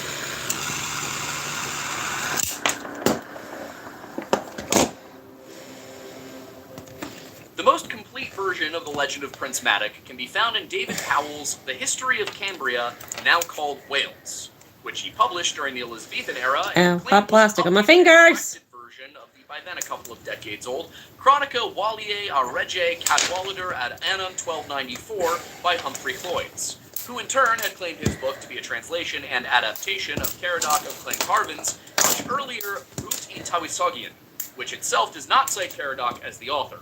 And if you think this is difficult to follow, wait till I make a video about the historicity of King Arthur. According to Howell's work, Maddox's story begins with the death of his father, King Gwynedd, in 1170 AD. Welsh inheritance laws were complicated at the time, and the fact that the king had fathered at least 15 sons with no less than 6 women, and then died in excommunicate, didn't make things any easier. Today, we think of royal succession in the way that the English crown does, where the oldest living legitimate child of the reigning monarch is, unless otherwise indicated, heir to the throne and inherits the title of King of England with all its lands. That's how things worked in England at the time, too, but in the 12th century, Wales still largely operated under the Cyfraith Howell, also known as the Laws of Howell, established by King Howell II in the 9th century. The relevant difference between the two systems was in the requirement that the heir be a legitimate son of the king, which was not the case in Wales. This meant that under Welsh law, Owen's eldest living son, Howell, was the strongest claimant to the throne, and thus he was crowned King of Gwynedd in 1107. The problem was that Wales was Catholic, and under Catholic custom, only a legitimate son of the king could inherit the crown. Going by that system, the crown would instead pass to Iorwerth ap Owen, the eldest legitimate son, but there was a wrinkle in that too. He was deformed, and Welsh law prohibited those with deformities, infirmities, and other disabilities from rule, so he couldn't make a claim. The claim would then fall to the next eldest legitimate son, Maelgwn, who was Iorwerth's younger brother, but he deferred to Welsh law and respected the coronation of his eldest living brother, even though he could have appealed to the church for support in claiming the throne. But the same was not true of Owen's fifth son, David. As far as he saw it, Howell was illegitimate and Maelgwn had denied the throne, which made him the next legitimate heir as he was not born out of wedlock. However, he also wasn't born to the same mother as Iorwerth or Maelgwn, Gwladys Llywelyn, I'm trying my best, guys, who it seems must have died prior to his birth. This normally wouldn't have been a problem, but for the small issue that David's mother, Kristen Ferchgarogwy, was Owen Gwynedd's first cousin. Catholic doctrine prohibits marriage between first cousins, so David, while legitimate by Welsh legal standards, was illegitimate from the Catholic perspective. So technically, he held the worst claim of the elder sons, but that didn't stop him from launching a civil war against Howell. This is the point when Maddock enters the story, according to Howell's account of events. I would love to compare his version with that of Humphrey Cloyd himself, but since the University of Wales Press apparently doesn't think Americans deserve to be able to read their books, I couldn't get a copy of it in time to make this video. Not cool, guys. Not cool. I literally couldn't ship to America. I could ship to American Samoa. I could ship to the U.S. Virgin Islands. No United States. In any case... You can't figure out why? You can figure out why! Left the land in contention betwixt his brethren and prepared ships with men and munition and sought adventures by seas, sailing west and leaving the coast of Ireland so far north that he came to a land unknown where he saw many strange things. This, according to Welsh historian Gwyn Williams, is the extent of what is present in Humphrey Cloyd's adaptation, which suggests that Howell added the next bit, either through fabrication or an appeal to an older source I'll mention in a minute. This land must needs be some part of that country of which the Spaniards affirm themselves to be the first finders since Hanno's time. We're not going to get into the mention of Hanno the Navigator being the one who found the Americas, because that's a whole other thing. What matters is what comes immediately after that. Okay. For by reason and order of cosmography, this land to which Maddock came must needs be some part of Nova Hispania or Florida, whereupon it is manifest that the country was long before by Britain's discovered. Obviously, in order for this story to have been known to the Welsh of the 1500s, Maddock must have returned, and Powell reports that after he returned home and declared the pleasant and fruitful countries that he had seen without inhabitants, and upon the contrary part, for what barren and wild ground his brethren and nephews did murder one another, he prepared a number of ships, and got with him such men and women as were desirous to live in quietness, and taking leave of his friends, took his journey thitherward again. Alright, last one. Well, for the laying down ones, and the rest were all sitting up. Where's the brush? Maybe she's born with it. From dreaming. How did I fuck? Who fucked? I don't know what the fuck. From the spark to the fire. Okay. Glue? We wear it like we own it. Built for it, born with it. Glue. Passion or pride, destiny or determination. Whatever their reasons, they run to win. Because victory is in their nature. Pretty dirty. Those countries. Is Shakespeare's Riz the reason that our language was the way it was? Put into simple terms, Powell's claim is that Maddock was a son of Owen Gwynedd, who sailed west in search of adventure rather than choosing sides in the wars between his brothers. Then landed somewhere between Mexico and Florida, explored, found nobody there, and then went back to Wales to convince people to help him start a colony to the west. All of this, he says, could be found in the work of the Welsh poet and genealogist Guten Owen, who, according to the Wood Dictionary of Welsh Biography, was noted as the authority on the pedigrees of Gwynedd and Powys and the March, though if any reference to Maddock's journey was to be found in his work, it has unfortunately been lost. Powell then goes on to suggest that the Aztecs things we aren't don't know. descendants of Madoc's colonists, Because people based want it to mainly look on Spanish like stories they about want the it to Aztecs look having rather than what it rulers who is. descended from a strange nation that came thither from a far country, and the fact that some Aztec words described by the Spanish sound similar to certain Welsh words. But since the Aztec migration story suggests coming from the north by land and not the east by water, and since the Welsh word penguin is about a rock and not a bird, I think it's safe to say that his reasoning was faulty at best. Or, more likely, his reasoning was based on something else entirely. You see, Powell was writing in 1584 when England was preparing to make its first attempts to establish colonies in the New World, and at the time, significant hurdles. First, the Treaty of Tordesillas in 1494 saw the Pope from Assassin's Creed Brotherhood grant Spain the right to colonize all lands more than 370 leagues west of Cabo Verde. You gotta respect the guy. Instead of fighting with your brothers, you're like, fuck it, I'm going on an adventure. Didn't bother the English all that much, since Pope Pius V had already excommunicated King Elizabeth I in 1570 for the heresy of not caring what he thought. What did bother the English was the total lack of legal authority they had to establish colonies in North America, which would make any attempt to settle a de facto act of war. The Spanish were firmly established in North America by this point. England was not the naval superpower it would be 200 years later, and English support for Spain's enemies had created a tense diplomatic situation already. If they were to colonize the New World without risking open conflict, they would need to be able to claim that they discovered it first. And Madoc's story could provide the justification for that claim. When war broke out between England and Spain in 1585, it wasn't because the Spanish rejected the story about Madoc. For all they knew, it could have been correct, and they may have even had reason to think that it was. While the argument that Madoc landed somewhere in what was by then Spanish North America is dubious, the story of the Welsh navigator wasn't new. In fact, it was remarkably old. Over a century before Powell published History of Cambria, Madoc appeared in the work of a Welsh poet named Mardud ap Rhys. I don't speak nearly enough Welsh to try and translate or even read the verse, but Gwyn Williams provides translation in Madoc, The Legend of the Welsh Discovery of America, which reads as follows. Aiden, the Welsh moonlighting. There. Thank you. Madoc the Bold, true wealth of Owen Gwynneth, would not have land nor great wealth but the seas. A Madoc am I to my age, and to his passion for the seas have I been accustomed. The reference in Mardud's work is frustratingly Welsh in its assumption that we're just going to know who Mardud is talking about, and it's not dissimilar from the first written mention of King Arthur in history. That one reads, and Aiden, the Welsh moonlighting again, but make it a couple hundred years older. I don't know how he's gonna... Anyway, I have the moonlighting. He fed black ravens on the wall of the fortress, although he was not Arthur. Among those powerful in feats, in the front rank, a palisade, Lord Arthur. But what about the rest of the claim? Mardud offers no information about where Madoc went. We're only told that he was a seafarer and in some way connected to Owen Gwynneth.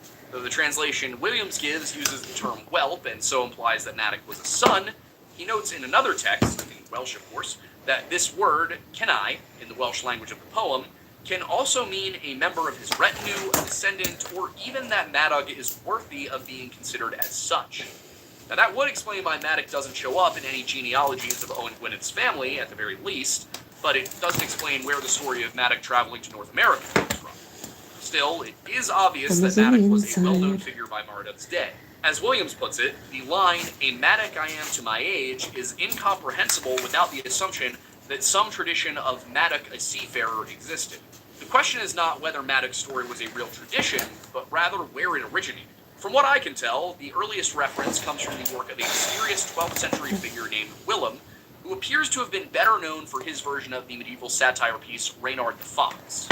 In the introduction to his Flemish language retelling of that story, the author refers to himself as Willem de Madica Macada, or, in the most simple translation, Willem, the author of Madoc. The prologue contains a second reference, which in the English translation reads, Willem who labored to indict Madoc in many a wakeful night. Unfortunately, we have no existing copies of Willem's Madoc, but we certainly do have references to it. One exists in a later French work, which casts it in the same category as the Romances of Arthur, but the more interesting of the French contributions to the legend comes in the form of a manuscript fragment of a French-language copy of Willem's story, allegedly found in Poitiers, France during the 17th century. Gwyn Williams acknowledges that it could have been written after Powell's work, and claims There we go. associated with it began to circulate. There we go. He also notes that One why anyone in sitting 17th fairy. century France should And he go to the sits right trouble of that there. kind of fabrication is beyond His conjecture. legs are too long. Scholar, Ugh. however, he continues, believes that the fragment belongs to the late 14th century or even earlier. In this version, Maddock is not Owen's son, Sucks but is burying your instead a Welsh friends. nobleman from another house, whose grandfather Especially when was you've told Happy them to take Viking. care of This could mean themselves that and he they was just a nephew blatantly of ignore Owen you Robert, until they because drop Owen's father, fucking dead. was the grandson of Citric Can't be helped. a famous Hiberno-Norse king who lived during the 10th century. Gruffydd grew up in Norse Dublin during the mid-11th century, where he almost certainly would have heard stories of the inheritance Fire. and the overall Norse trade connection Can't be with what helped. was, at the time, known as Mark. Nobody takes care of themselves until they're desperate because it's just easier not to know. Can't blame them. If Maddock, whoever he might have Insane. been, came from that lineage, then he would more than likely know about Finland himself, as did many of the noble class of Northern Europe and beyond. According to the alleged Willem fragment, Maddock went on a mission to the court of France disguised as a monk, had a lover who wore fishnets, went sailing in search of the Fountain of Youth, landed on the Isle of Ely to find a lodestone, and had a ship with nails made of staghorn. Even back then, they were into the goth girls. Even back then they were based. Based and Maddock built. Sailing out from Ely, Williams summarizes, Maddock found an island paradise bathed in sun, and returned to Ely for more ships, hot, launching a fucking new hot. kingdom of love and music. Man, he really was into goth girls. The poet Willem also includes bits about an island surrounded by very large fish and a treacherous garden in the sea.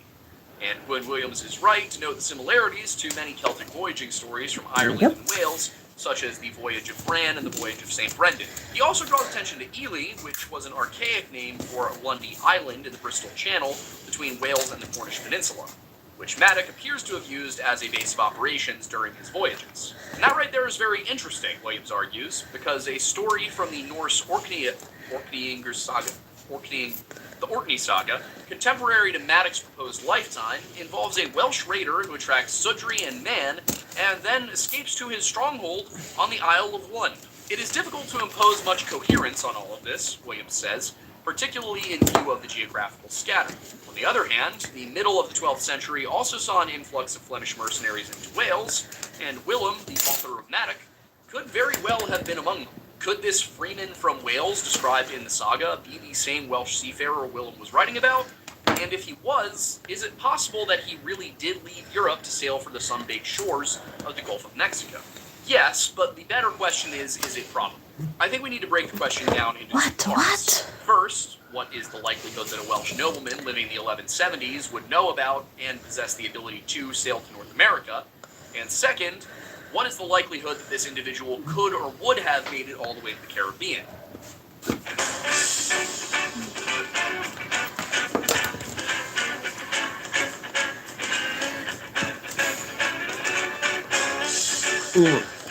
Break your ankle. There we go.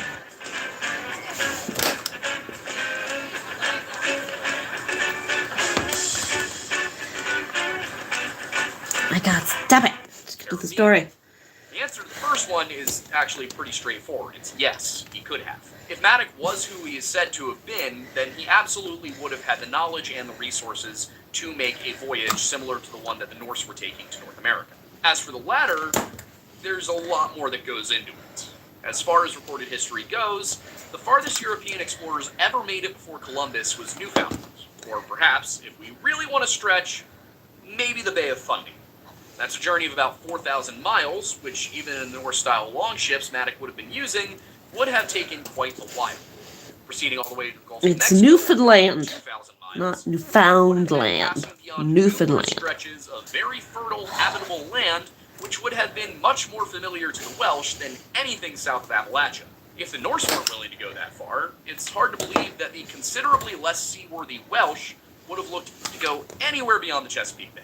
More importantly, Willem's story described Maddock finding an island paradise bathed in sun, and not Mobile, Alabama.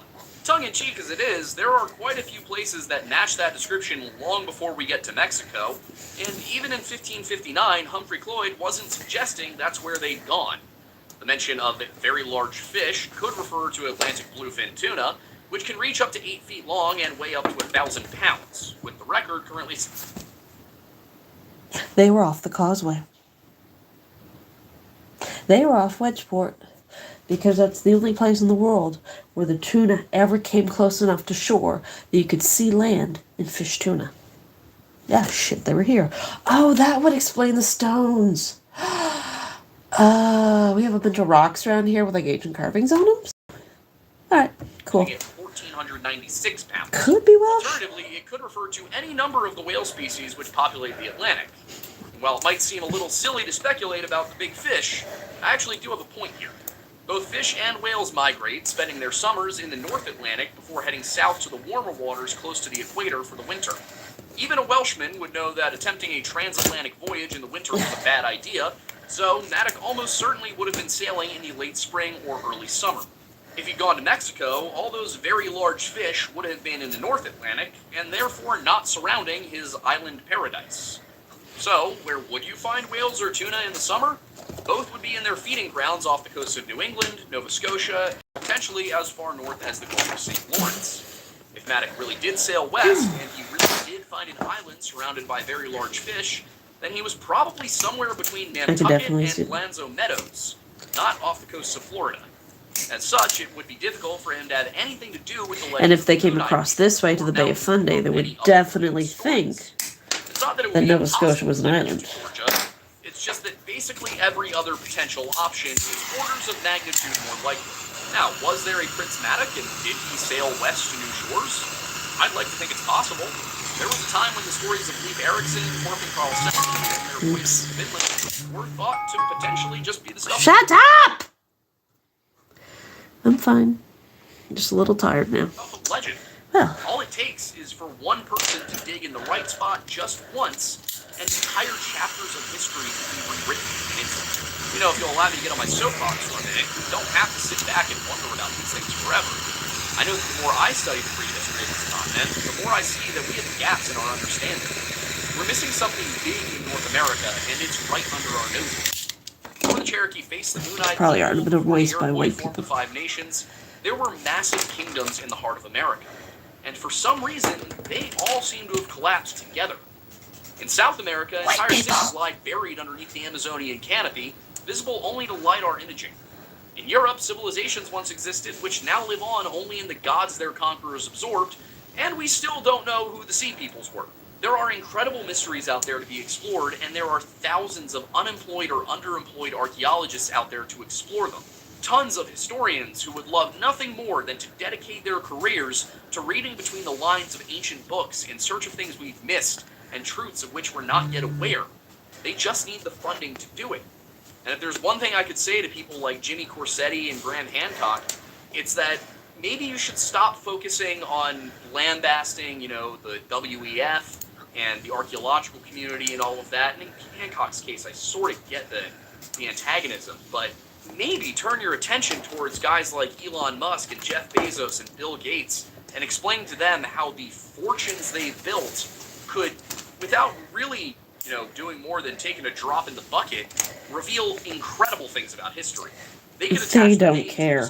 I wouldn't trust any of them. I mean, I get it, Jimmy. Not to whitewash it. Of pretending that there's some global conspiracy to hide Göbekli Tepe makes you a lot of money, and you know, anytime somebody contradicts you on Twitter, you just go and block them. But and if they can make a buck out of it, they're not interested. For once, you know, you, Ben Davidson, all the other ones. My God, are you still wet? Stop it. Who make it so much harder for me to get people to understand reality. But since we all know that they're not going to do it, if you, the viewer, want to do your part, you can always tweet at these people. You can send them emails. No, say, hey, don't contact these people. There's all these really cool things out don't there contact the Nazis. Jesus. But you. Now that said, Thornbury, are you not paying attention to what's happening in your own fucking country, you dumbass? He came to me and asked for help. I don't know. I haven't read what he's going to say, so I wash my hands of this. I'm sure it's fine, but I wash my hands of this. Dumbass. Let's get the Nazi to find native history. Yeah, that worked great. Nah, there's no one here. We'll just throw the batteries back there.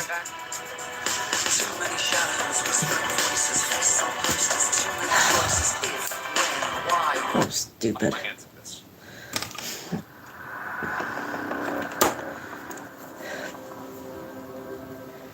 It's hard to relinquish relinquish the romantic idea, however improbable that a young explorer committed to discovery despite all the odds and setbacks. Oh, what else we got? Ooh, Monsterdom. Let's look at that. Thank you to CyberGhost VPN for supporting people. Once upon a time, there were tales of an elusive, possibly dangerous, forest-dwelling horned beast roaming the Congo, with the striped legs of a zebra, the tongue of a giraffe, and the body of a horse. Sounds like a monster ripped from a fairy tale or an ancient chimera. Except this one is real. The so-called African unicorn isn't just myth. It's the very real and very cute okapi. Hope you get big and strong, huh? Good. I can see how people would be confused when you first encountered one if you've never seen one before, but she's beautiful. It's so weird.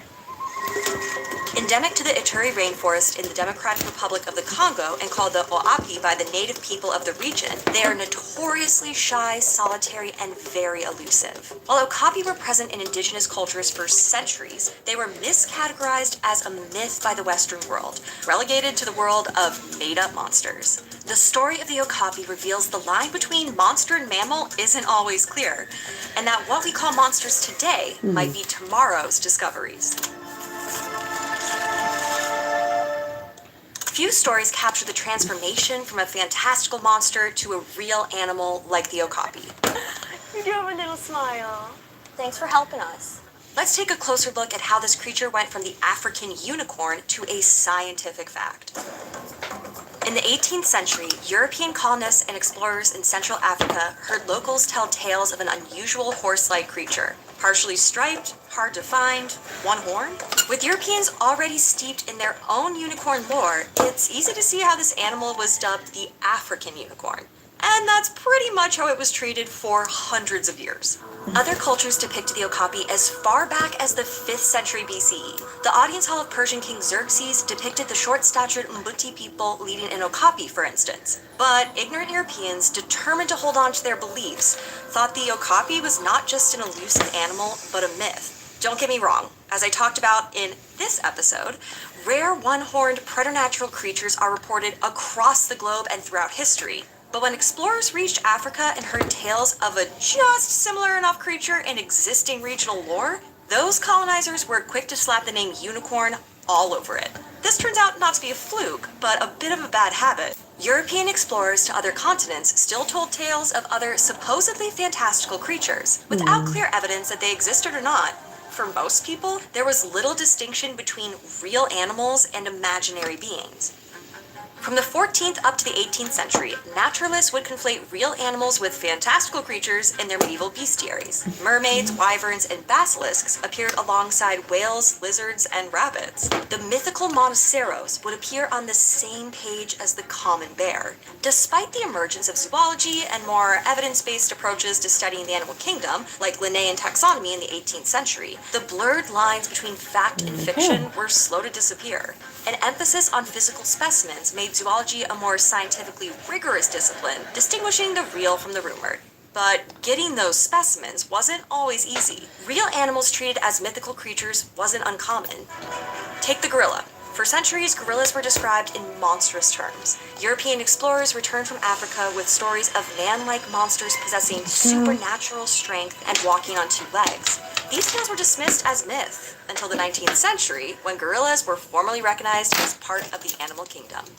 Early European travelers described Australia's fauna as anomalies that appeared to defy the laws of nature. Did you want to redeem your Canadian Tire money? You've got enough for your oil change to be free. Wait, I can pay with Canadian Tire money? Oh, yeah. Earn and redeem Canadian Tire money for auto service. Only at Canada's Garage.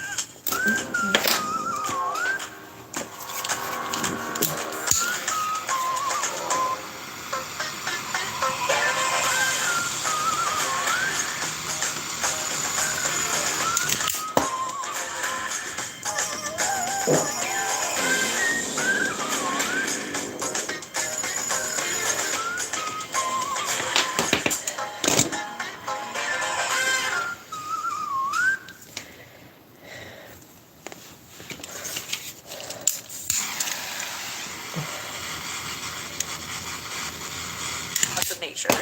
like encounters with a certain small, four-legged, primarily aquatic creature with the coloring of a mole, the tail of a beaver, webbed feet, and the bill of a duck. Aboriginal knowledge of the creature and its egg-laying was ignored by European naturalists. The animal puzzled naturalists for decades. Even some zoologists, who had access to a real specimen, suspected that it was nothing but a taxidermy hoax. It would take the better part of the 19th century to determine how the very real platypus should be classified. Shall we call this one hubris? Sometimes misidentification goes both ways. The kraken blurs mythology and reality. At least as far back as the 12th century, medieval sailors told stories of enormous tentacled sea monsters big enough to pull entire ships under the water. While those stories were exaggerated into legend, they also seem more plausible when scientists confirmed the existence of the very real and very terrifying colossal and giant squids, which can stretch over 40 feet long and weigh more than 1,000 pounds. There's a clear pattern here. The real-life creature is shy, usually solitary, and resides in places that are remote or difficult to access, contributing to the mystery. It's easy for a sporadically spotted animal to be treated as more myth than reality. This isn't something we've suddenly stopped doing either. Creatures like the Dingiso tree kangaroo, the giant woolly flying squirrel, and the legless skink were once dismissed as rumors until science finally caught up and confirmed them, like very recently. But for the communities living alongside these animals for generations, their existence was never in doubt. Modern researchers count on the expertise of locals to guide them to the evidence they need for tangible proof. In the late 19th century, scientific interest in the African unicorn peaked when Welsh-American explorer Sir Henry Morton Stanley wrote in his account of the Congo that the Mbuti people told him of a large, striped, horse-like creature completely unfamiliar to him. Inspired by Stanley's account, explorer Sir Harry Johnston set off to find this unicorn. In an odd series of events, before the expedition even commenced, Johnston reportedly freed a group of Mbuti people who had been captured by a German showman. Post-rescue, the Mbuti confirmed to Johnston that they had indeed seen the elusive animal he sought. Further determined, Johnston headed off into the Congolese rainforest with some local guides and hunters to capture the mysterious beast. The heat and dense atmosphere of the forest were too much for Johnston. Well, that and the malaria. And the search was abandoned. But Johnston soon received bandoliers from locals made from the hide of the mystery animal he sought. A year or so later, a Swedish officer sent Johnston an okapi skin and 2 skulls, one with horns, or ossicones. Sir Harry used them to paint a picture of the animal before sending it off for examination to the Zoological Society of London. They were confirmed as a new species and named their own genus, Okapia johnstoni, for obvious reasons. A short 18 years later, the Antwerp Zoo exhibited a real live okapi. And just like that, the okapi was finally fully recognized. So what other legendary beasts might actually be misidentified or undiscovered animals hiding in plain sight? Well, not too far from the okapi, in the Republic of Congo, lies the legend of the Nguma Monene. Eyewitnesses describe the seemingly fantastical creature as a massive, elongated reptile living in deep water or swampy channels. Accounts say it's larger than a crocodile. It overturns boats and is widely feared.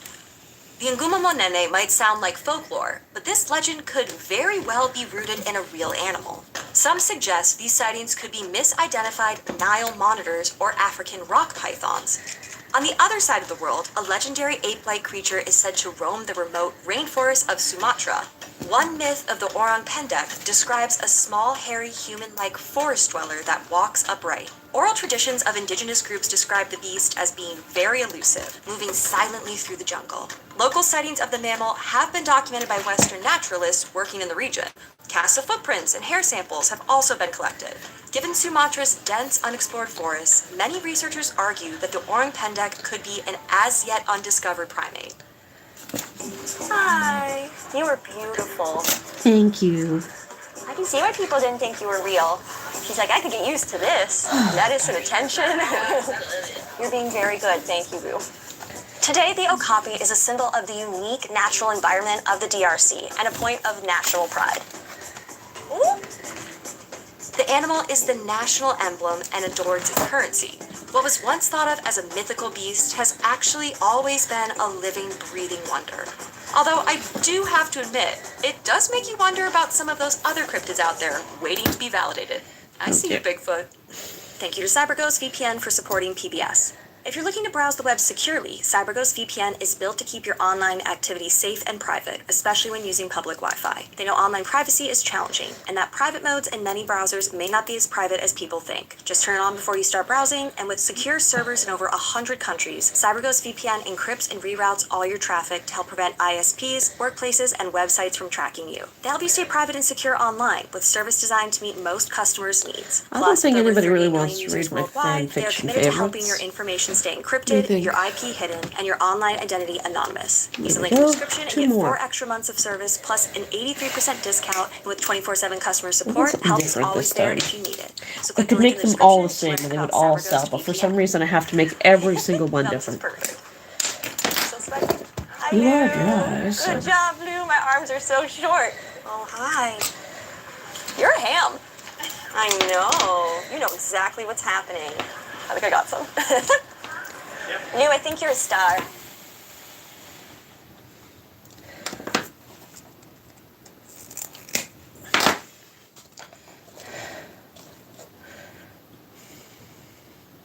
For 3 years in the mid-18th century, the people of Jevidon, France lived in terror.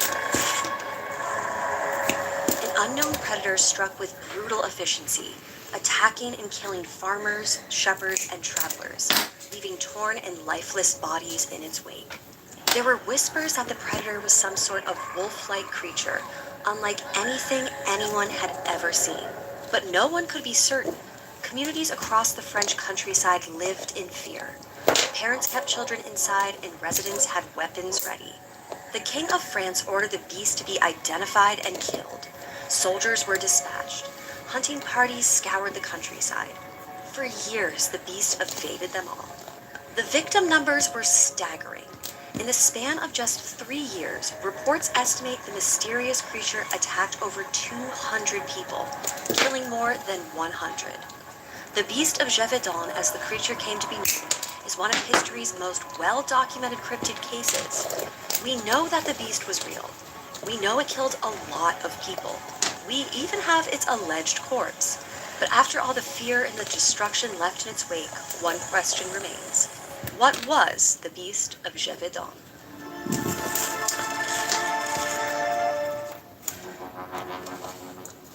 It's the summer of 1764 in the rural Jevidon in southern France. The weather is hot and dry, typical for the season, but strange things begin occurring in the heat. Livestock starts to disappear, seemingly out of thin air. And then on June 30th, the first human victim was targeted. 14-year-old Jean Boulet was attacked and killed by what would become known as the wild, ferocious beast. In August, definitely a 15-year-old girl and a 16-year-old boy died from similar attacks while working in the fields. 4 more deaths followed that September, including a 36-year-old woman killed on her doorstep. Some of the corpses are found mutilated, their throats ripped out or faces torn off. Most of the victims were women and children, but no one was safe. Rumors began circulating, but no one had any idea who or what the killer was. By October, French military and police referred to the creature as a monster. That won't cause a Survivors panic. described the predator as a beast that approached with ferocity and stealth.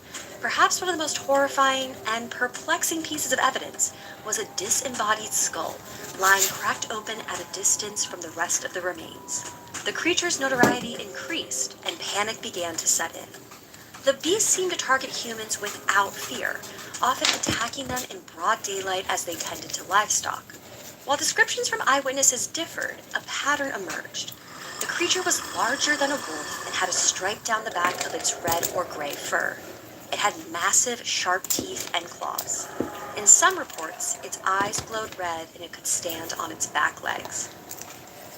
Many eyewitnesses thought the attackers could have been dogs or wolves. Other theories ranged from a tiger, a lion cub, a panther, a wild boar, a bear, or a hyena.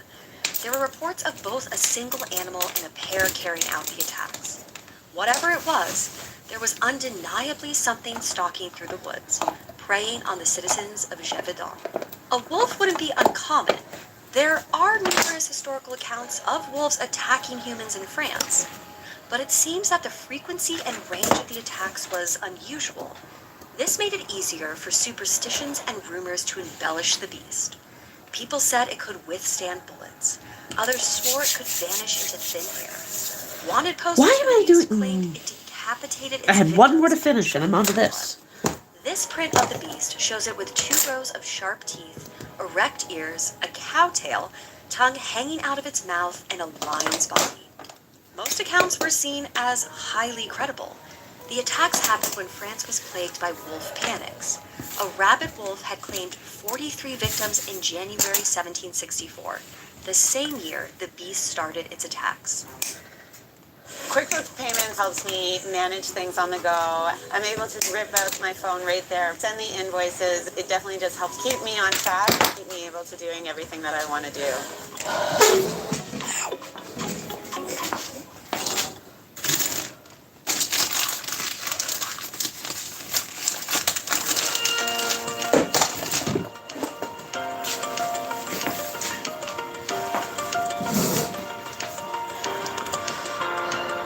3 victims in January 1764, the same year the beast started its attacks. In the fall of 1764, the Courrier d'Avignon newspaper started to publish stories about the attacks. The stories were sensational, comparing the beast to exotic animals like the hyena, the lion, and a giant North African serpent. The editor, Francois Morenas, wanted to sell papers, and the violent attacks fit the bill perfectly. So the media quickly picked up the attack stories. At first, blame was placed on the villagers for their misfortune. Jevidon locals mostly followed Protestant teachings. Outsiders believed the peasants harbored ill will towards Catholicism and the monarchy. One bishop even claimed the beast was a manifestation of the wrath of God. Yeah, of course What he did. this also meant was that any troops employed by clergy or the crown to kill the beast were not just protecting the villagers, they were also monitoring the actions of alleged dissenters.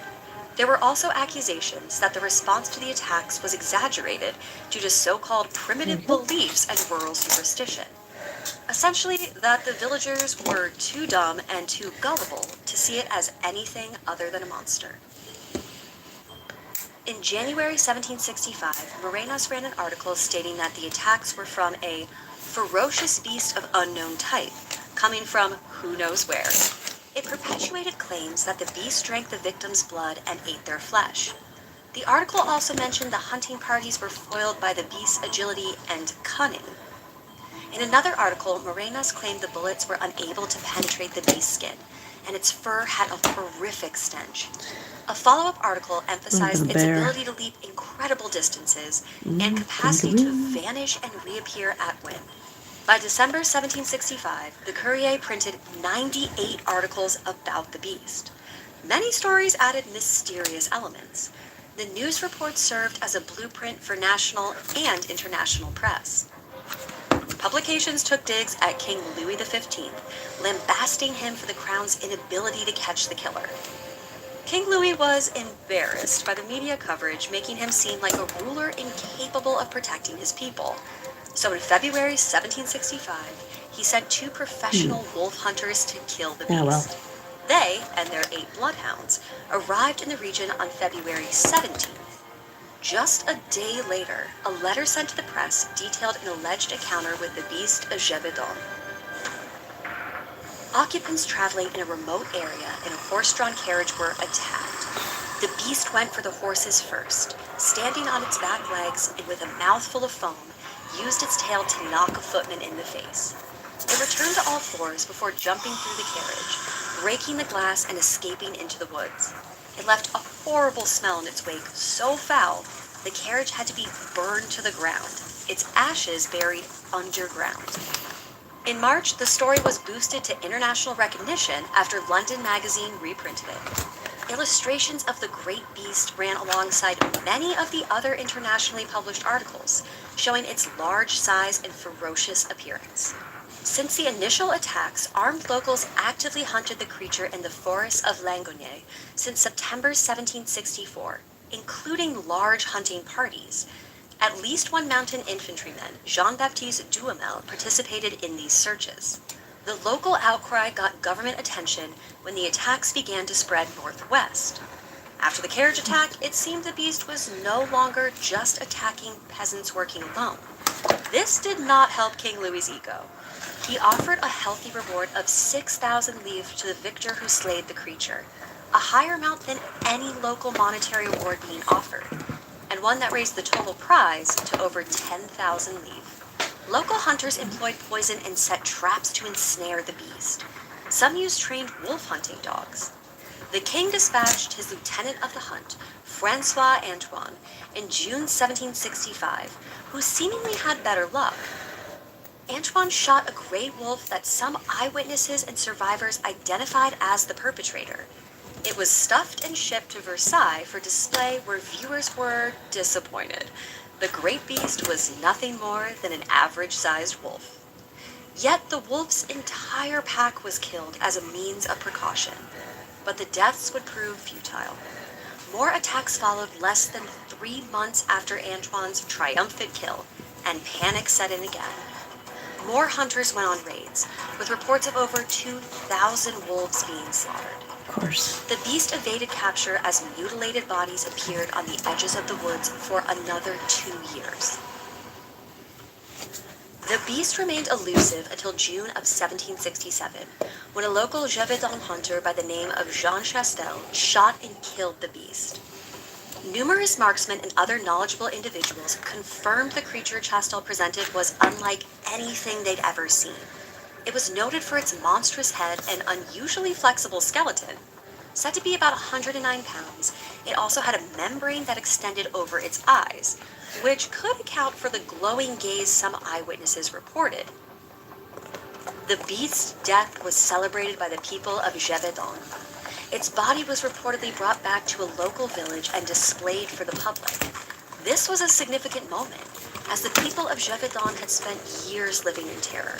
They wanted proof the nightmare was finally over. During the 3-year rampage between 1764 and 1767, more than 100 deaths were attributed to the beast. But what was the beast of Jevidon? Dr. Boulanger, a local surgeon, was tasked with performing an autopsy. Upon examination of the corpse, he noted the creature was wolf-like, but much larger than a typical wolf. It had powerful jaws with sharp teeth, rough coarse fur, reddish-brown in color, and had large yellow eyes. During the taxidermy process, the beast's stomach contents revealed the remains of its last human victim. Despite the detailed examination, Boulanger failed to provide a definitive conclusion on the beast's exact species. This ambiguity only fueled further speculation. Chastel and the corpse arrived in Versailles in August in what was meant to be a triumphant moment for the hunter. Instead, the king ordered the body to be immediately buried with no fanfare. And so ended the story of the beast of Jevidon. Right? Not really. Speculation and rumors endured. Some say it wasn't one wolf, but multiple wolves. Wolves were also an existential threat, an idea supported by werewolf folklore. There were rumors that Chastel used a silver bullet to kill the beast of Jevidon, which only added to its monster-like mythology. When the attacks first started, some claimed the beast was a hyena. They were known to be solitary, predatory, and stronger than a wolf. Another theory was that the beast was a lion or a tiger. In 1911, Dr. Paul Puish, a French gynecologist, wrote an essay that claimed the beast was a sadistic human killer. All these theories have some plausibility, but the lack of a definitive explanation kept the story alive. Tales of the beast of Jevidon are powerful because they combine historical documentation with a great mystery. The beast became a cultural icon that extended beyond its death. Notable popular figures wrote and spoke about the beast. Even today, its monstrous nature lingers. It pops up in popular werewolf fiction like Teen Wolf. In 2001, the Brotherhood of the Wolf movie combined two theories. The beast in that movie is a lion wearing metal armor. Where's the hand? It's still one of the world's I'm missing a limb. famous cryptids. And all of that is made possible because of the lack of conclusive evidence. This is what we know for sure. People were being attacked and killed by something in 18th century France. Whatever stalked the forest of Jevidon was real. It attacked attacked, it killed, and it haunted an entire region. And long after its final breath, the story of the beast still refuses to die. Perhaps we'll never know the final identity of the beast of Jevidon. And maybe that's okay. Some unsolved mysteries are meant to remind us how easily fear can blur the line between reality. Well, if it was something, I want to know what it is. You're tuning into Monstrum. I was disappointed. Frogs! Lingogne. Lingugni. Lingone. What's weird is that I feel like I have to remind myself that I'm actually on camera.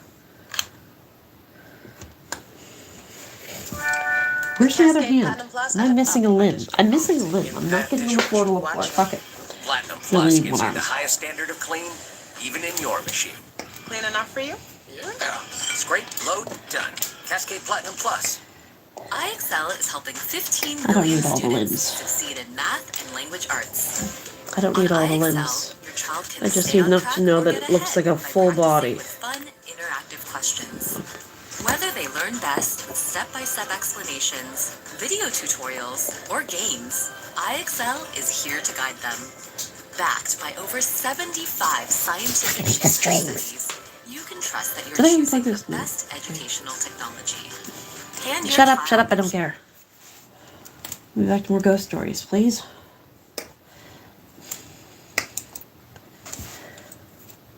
Human to animal shape-shifting creatures are a worldwide phenomenon, where predatory beasts exist in a myriad of forms, where hyenas, where tigers, where panthers, where jaguars, but the werewolf is the most notorious of them all.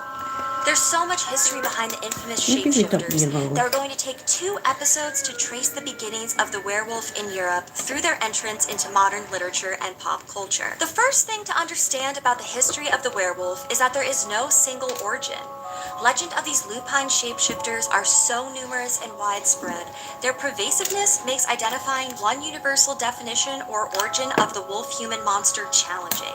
Despite the werewolf's widespread appearance in folklore, I'll admit, I haven't really given the werewolf the attention it deserves. Until now. I'm Dr. Emily Zarka, and this is Monstrum. The wolf has symbolized everything from an admirable patron of warriors to figures for greed and even as the devil in disguise. These near-silent, deadly predators were at one point the most widely distributed land mammal, claiming large swaths of the globe as their hunting grounds. And wolves pose a very real threat to humans and their livestock. Still, we seem to have admired the animals. Our ancestors donned the skins of predators while hunting, perhaps to camouflage themselves or to evoke the spirit of an animal during the hunt, as archaeological artifacts and ancient art reveal. Humans and wolves existed as both allies and enemies. While some wolves were eventually domesticated for hunting and protection, their wild brethren remained a threat. These early connections set the stage for a complex relationship between man, wolf, and were hybrid. But does that mean werewolves were originally a universal monster? Or were there other factors that came into play? To understand the origins of werewolves more clearly, I reached out to Dr. Kaya Frank, werewolf expert and visiting professor at the University of Hertfordshire. Wolves themselves exist in many different countries and in many different continents. And because of this, they have become powerful symbols of the animal other. Wolves and their behaviour is often very similar to how humans exist. They live in families and they hunt as packs, and they predate on the same creatures that we like to eat ourselves.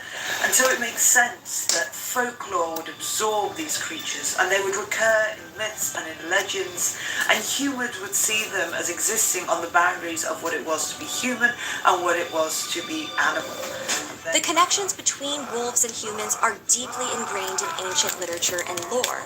These early stories seem to categorize werewolves into 3 different types. The victim, Best, but I got some extra bones out of it, I guess. Minus a hand. That's in my bone pile. The damned, who are violent humans that become wolves as a punishment to both their body and soul, and the warrior, where humans take on the guise of the wolf to aid in success in battle. The oldest piece of surviving literature we know about, the Epic of Gilgamesh, portrays a victim werewolf in what is widely considered the oldest werewolf story on record. Written between 1300 and 1000 BCE, it tells of an unlucky shepherd whom the goddess Inanna turns into a wolf. In contrast, werewolves of ancient Greece and Roman mythology are dominantly portrayed as the damned werewolf, representing a tradition of human-to-wolf transformations distinguished by deviant deeds. In the Greek text Agriopas Olympianics, a man is turned into a wolf for 10 years as punishment for eating human entrails. Cannibalism is a recurring theme in ancient myths that use wolf transformation as a cautionary tale. Linking human cannibalism to wolves isn't that far-fetched. Wolves are above all opportunistic eaters.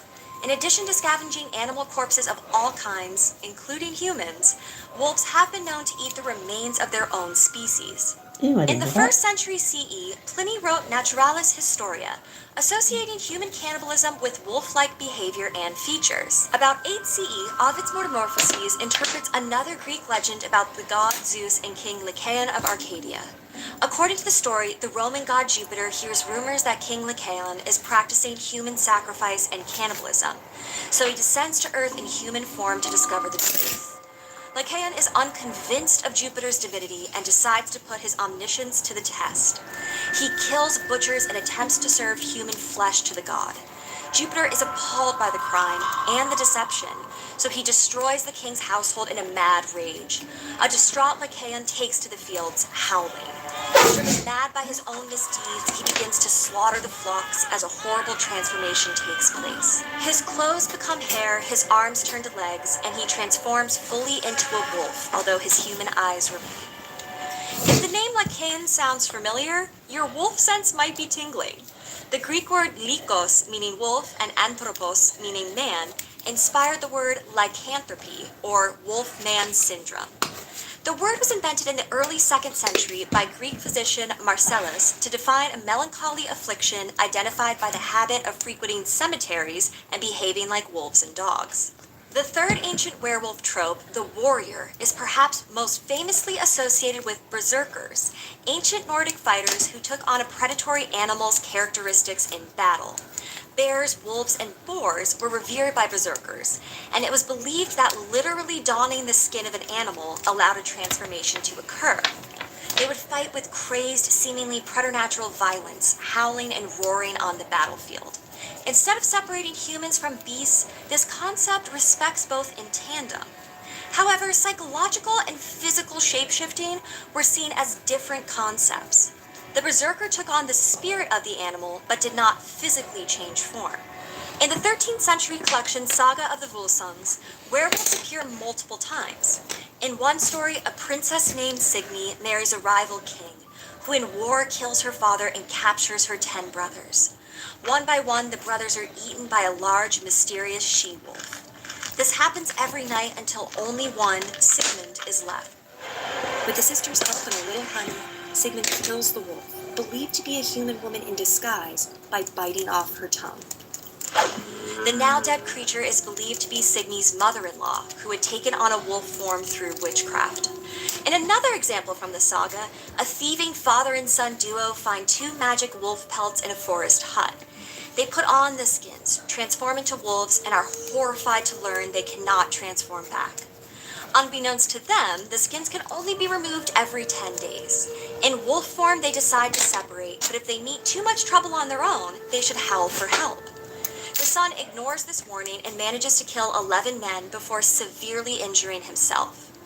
After the 10 days pass, both men return to human form. Horrified by the experience, they burn the magic pelts. As thieves, the two live separated from society, embodying wolfish tendencies before turning into literal wolves. In the Norse language, the word for wolf is varg. Since wolves were considered withdrawn and solitary, varg inspired the word vargur, which roughly translates to outlaw. While some etymologists argue that the were in werewolf comes from the Anglo-Saxon word for man, others claim that extra e and the common variations of war and varg challenge this idea. One thing that does seem clear is that from the beginning of their infamous name, werewolves have been associated with solitude and violence.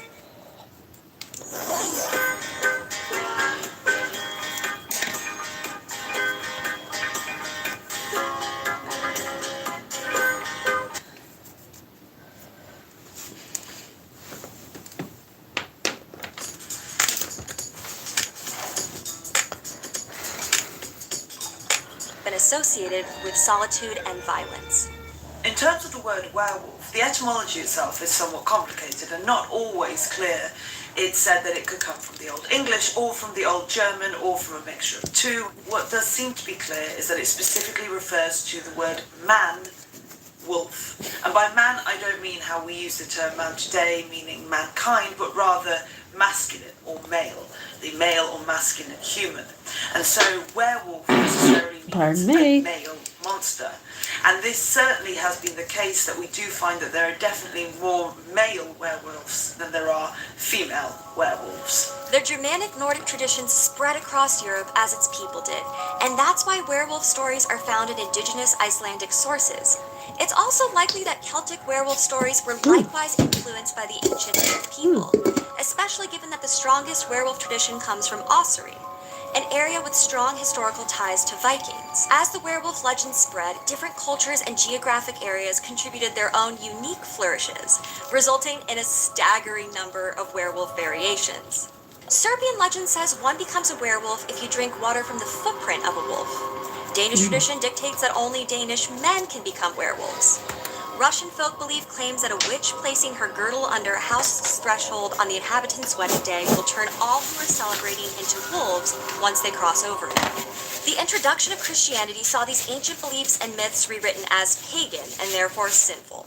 So the werewolf became something to be disproved and denied through mental illness or demonic influence. Of course. Human to wolf transformation would be a defiance of divinity. Only God had the power to alter something so completely.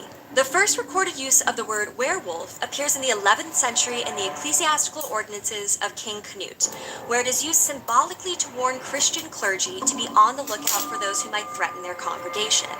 The differences and similarities in European werewolves under Christianity reflect the dominant anxieties and values of Europe during the Middle Ages. One such example emerged in the recurring trope of the sympathetic werewolf, where a human soul trapped in a wolf body could be divinely saved if they shown their devotion to God. Celtic traditions of werewolves from the time developed to shape the creature into victims suffering from involuntary transformation, a sympathetic interpretation that reflects the heavy influence of Christianity in the country, as illustrated in Archdeacon and historian Gerald of Wales' account of the landscape and people of Ireland.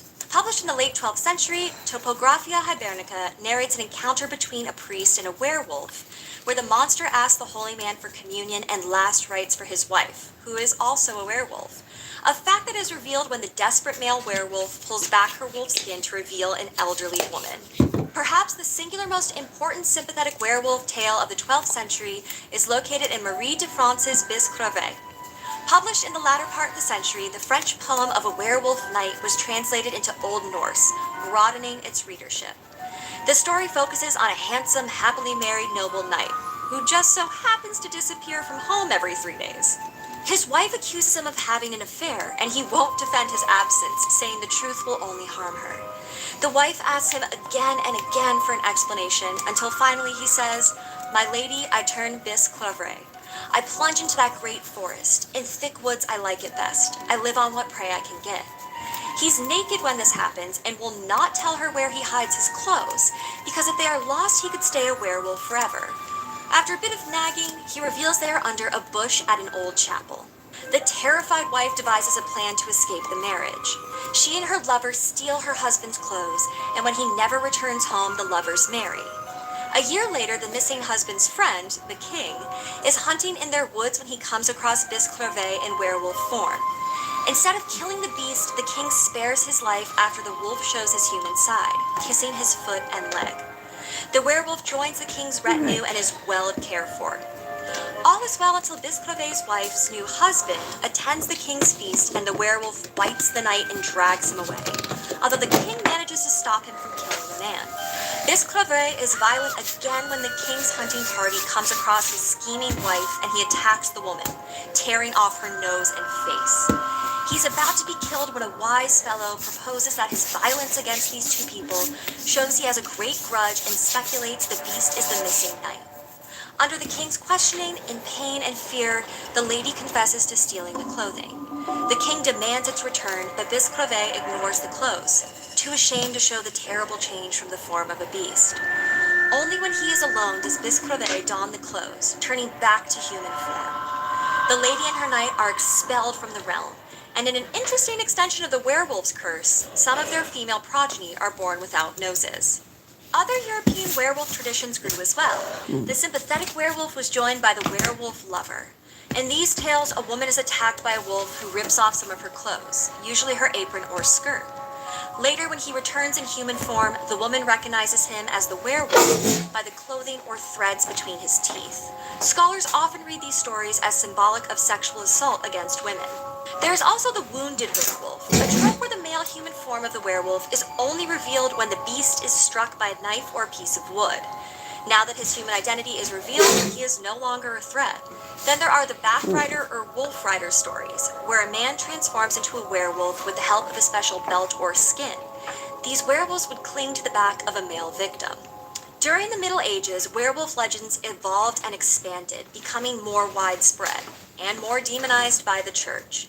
Reports of werewolf activity increased. Now, Barry Lopez, in his book Of Wolves and Men, suggests that one of the reasons why the way that the werewolf was changing in terms of depiction was in part because of the way wolves were being seen. In the 1400s in Europe, farming was changing and it was becoming more about sheep, and sheep became a centre of the economy within Europe. Now, unfortunately, not only did humans like sheep, but so did wolves. And suddenly there was a sense that wolves were predating, that wolves were destroying expensive sheep and were a threat to livelihood and to economy. And because of this, and because of the pre-existing symbolism within religion, within Christianity, regarding the wolf and sheep as God's flock, it quite nicely fitted in together that the wolf became seen as more monstrous, and therefore the werewolf became seen as more and more monstrous, and then a transformation into the wolf was necessarily an evil thing, most likely caused by the enemy of God, the devil. As werewolf stories continued to rise in popularity, the church's stance on the creature changed. Where before it was an official sin in the Christian church to believe in werewolves because it suggested that beings other than God could alter physical substance, beginning in the later 16th century, it was considered heretical to not believe in werewolves, a change that came after the church shifted its attention to persecuting witches. And this change seems to be an attempt again to deal with the proliferation of werewolves, but also to deal with the fact that the belief and the myth of werewolves doesn't seem to be going anywhere. And so it made more sense to suggest that the devil literally could transform man into wolf. And I think this was because the church saw that it was far better to keep responding and adapting and absorbing these beliefs rather than absolutely refuting them. Shape changing into wolves became a component in witchcraft accusations and was often accompanied by trials of cannibalism. Part of the rise of the so-called werewolf trials is also due to a seminal text on identifying and punishing witches, the Malleus Maleficarum.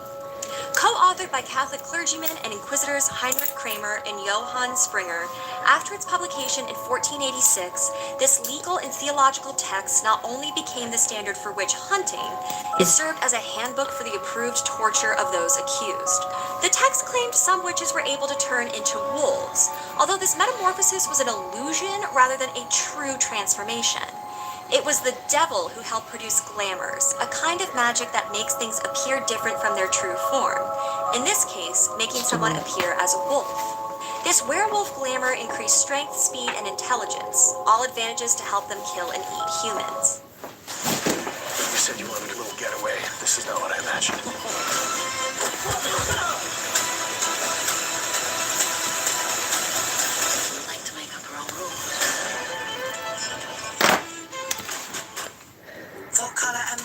All in one new color strong is how it's done. It's so me. Eat humans. Medieval Christian demonologists also believed the devil would appear in the form of a wolf. The rise in Christian doctrine condemning witchcraft is only one factor as to why cannibalistic werewolf accusations rose. The Black Death or the bubonic plague is another. By the end of the 14th century, it is estimated that anywhere from 20 to 75% of the global population succumbed to the Black Death. Fewer people meant less encroachment on the wolf's natural habitat, and therefore the wolf population grew. In the 15th and 16th centuries, reports of roving wolf packs increased.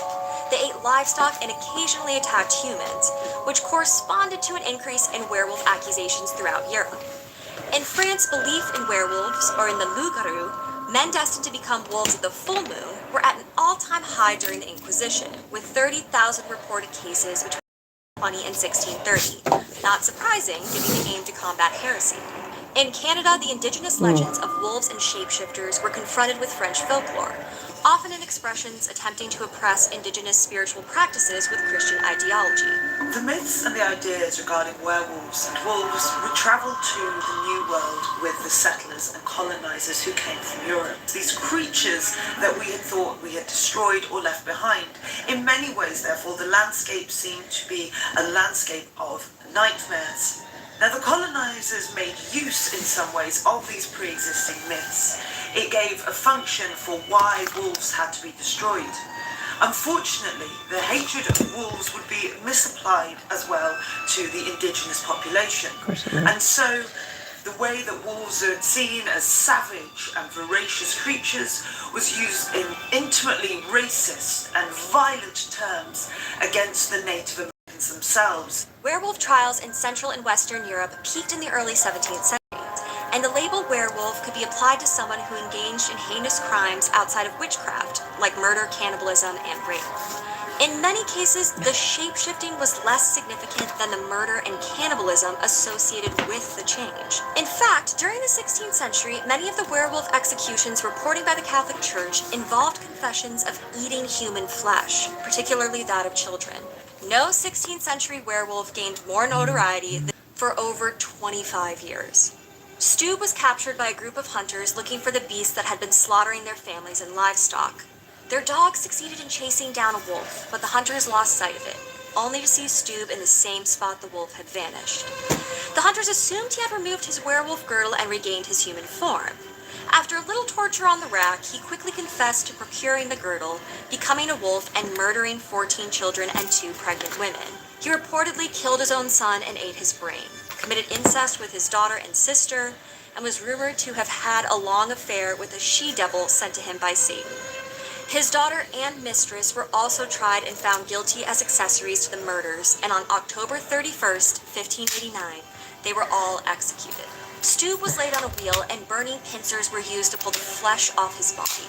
His legs and arms were broken, and his head was removed, the body burned to ash. His daughter and mistress were burned to death with his corpse. Stube's severed head was spiked on a pole and displayed below a wooden carving of a wolf. The cruelty of the crimes and punishment were immortalized in 1590 as an English narrative, a true discourse declaring the damnable life and death of one Stube Peter, the first popular werewolf narrative in England that reinvigorated Great Britain's interest in the monster after it had all but been eradicated in the previous few centuries after aggressive wolf cleansing campaigns. The Stube case and others like it are today recognized by many scholars as evidence of early human serial killers rather than supernatural werewolves. This reflects a movement that began hundreds of years before as history attempted to rationalize or explain the actions of those who claimed to be wolf shapeshifters. While today there is a distinction between the fictional werewolf and the condition of lycanthropy, the two ideas were entwined for most of history. As early as the 2nd century and well into the 18th century, lycanthropy could refer to both the literal transformation of human to wolf using magic and to a form of mental illness where a person believed they could become a wolf. Today, physicians recognize clinical lycanthropy or lycomania as a real disorder, a rare condition where patients believe they are transforming into or have transformed into a non-human animal. Another explanation behind werewolves is a hallucination brought on by drugs.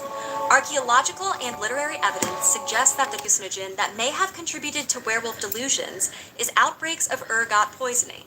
The fungus can infect rye, wheat, barley, and oats, common food sources, and when ingested causes hallucinations and physical symptoms like uncontrollable body movements, panic attacks, a burning sensation, and gangrene. Still, historical evidence suggests that even hundreds of years ago, it would have been hard to unintentionally digest ergot-poisoned food, and blaming werewolves on hallucinations alone doesn't hold up. Yet another proposed medical explanation for werewolf lore is congenital generalized hypertrichosis terminalis, also called werewolf syndrome or Ambra syndrome. Where does this the arm disease go? causes extreme hair growth that often covers the entire body. Documented since the 17th century, it is a recognized condition today believed to be caused by gene mutation. An excess of hair and unusual hair is often cited as a werewolf in their human form. So some accused werewolves may have just been suffering from the condition. Then in the 20th century, two new explanations appeared: porphyria and rabies. Oh, well. Porphyria is a We'll rare move it down genetic further disease next time. characterized by severe photosensitivity that results in some stereotypical werewolf traits: hyperpigmentation, excessive hair growth, nocturnal wandering, and red or reddish-brown teeth. The rabies virus causes crazed and frenzied behavior in animals, including wolves, who are driven to more aggressive behavior when the virus attacks the brain, often against other animals and even humans. In humans, symptoms include difficulty swallowing, increased thirst, inflammation of the brain, hypersexuality, irrational fear of water, contraction of the lips, and although extremely rare, the desire to bite other humans. I can't count the number of times that people have explained to me that the reason why anyone has ever believed in werewolves is because of porphyria, or ergot poisoning, or hyperhirsutism. And I find this a really flawed way of thinking about werewolves and monsters more generally. I think trying to explain away that this actually destroys the power and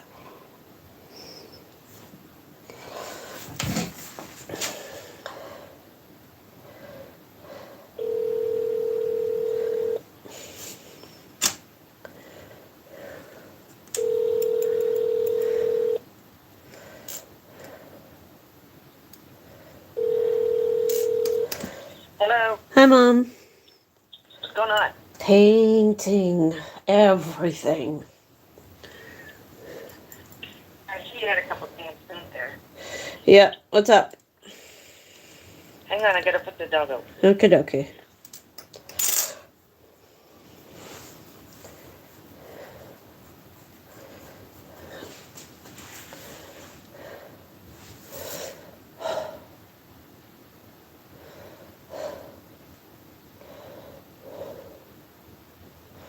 It's getting chilly out right now.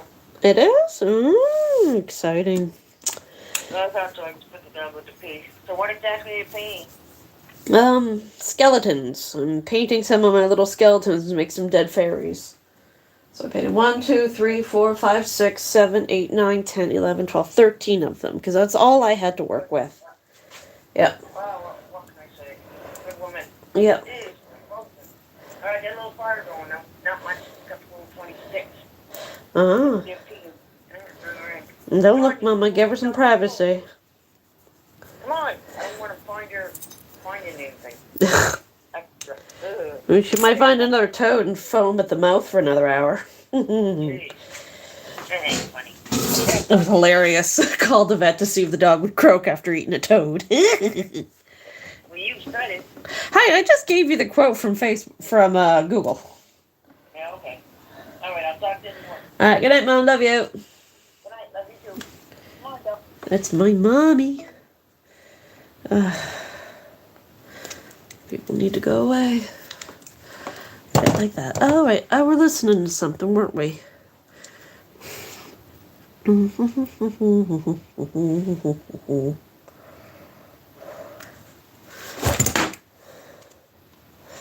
me a second. Not too bad. All right. I could do that. All right.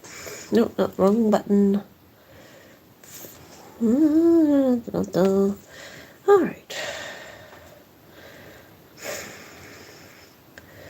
He's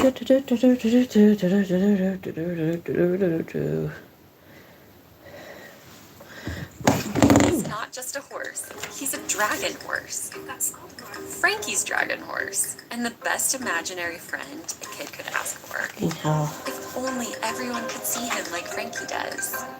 If only he could fly off that paper and out into the world. Because with Dragon Horse, anything is possible. From a child's imagination to a magical first day of Oh, school. will you fuck off? Cricket. Stupid glue stick. Make moments into memories. It's the big red sale. Save up to 50%. Does this sign make my head look big? In 1952, headlines across the nation reported a terrifying creature, a 10-foot-tall, spade-headed, and glowing-eyed being wrapped in metallic clothing, spewing out a noxious gas.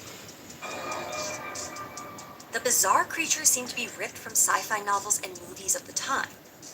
Was this the alien visitor we predicted? A military exercise gone wrong? Cold War paranoia? Or something even more terrifying?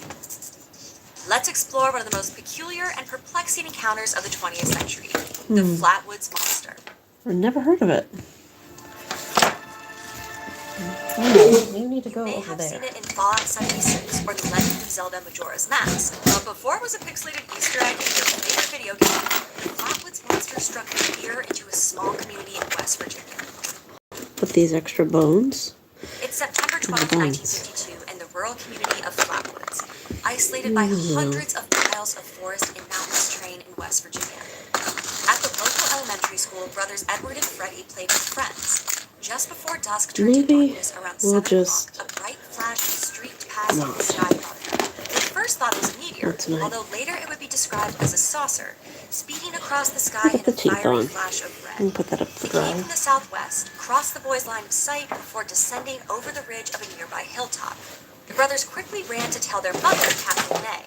To Kathleen's credit, when her sons told her what they saw, she took them seriously. She called Teen National Guard member Eugene Lemon, her cousin, gathered the family dog, and the whole gang set off to take a closer look at whatever landed, or crashed, into the hillside. Armed with only a single flashlight, they could see a reddish light pulsating in the distance. When they crested the hill, they were engulfed in a dense mist. To their horror, they spotted what they could only describe as a monster standing before them. They reported seeing a 10-foot-tall humanoid with a red face that seemed to glow. The strange being was draped in a garment from the waist down in a metallic-looking dress with either a head or a headpiece shaped like the ace of spades. At least one of the crew thought they saw claws for hands. As the figure floated towards them, the group smelled a sickening metallic odor emanating from its body. When the creature was caught in the glow of a flashlight, it hissed at them. The group quickly fled in abject horror.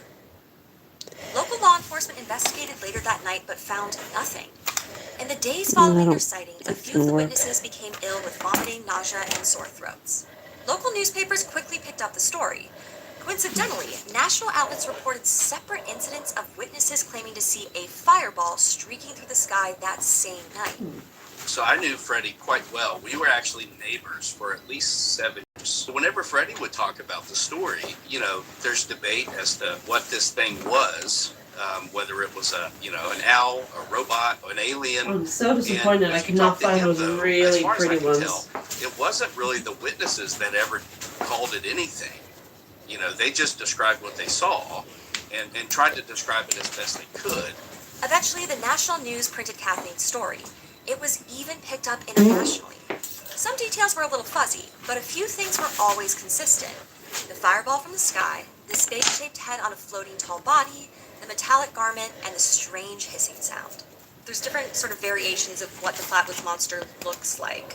What do you think, in your opinion, what are like the main characteristics? I always go back to the original sketch done based off of Kathleen May's testimony that was done back in 1952. It's become almost iconic at this point. Reports of similar sightings began to trickle in. About 5 miles north of Flatwoods, Audra Harper claimed that at some point before September 12th, she and a friend also saw a floating ball of fire in the woods along with a human-like figure. As the reports rolled in, the creature turned legend and became known as the Flatwoods Monster. At the time, it was a major deal. If you were to ask people that lived here at the time, they would say that, like, basically the next day, all of Braxton County was in Flatwoods to check out what happened.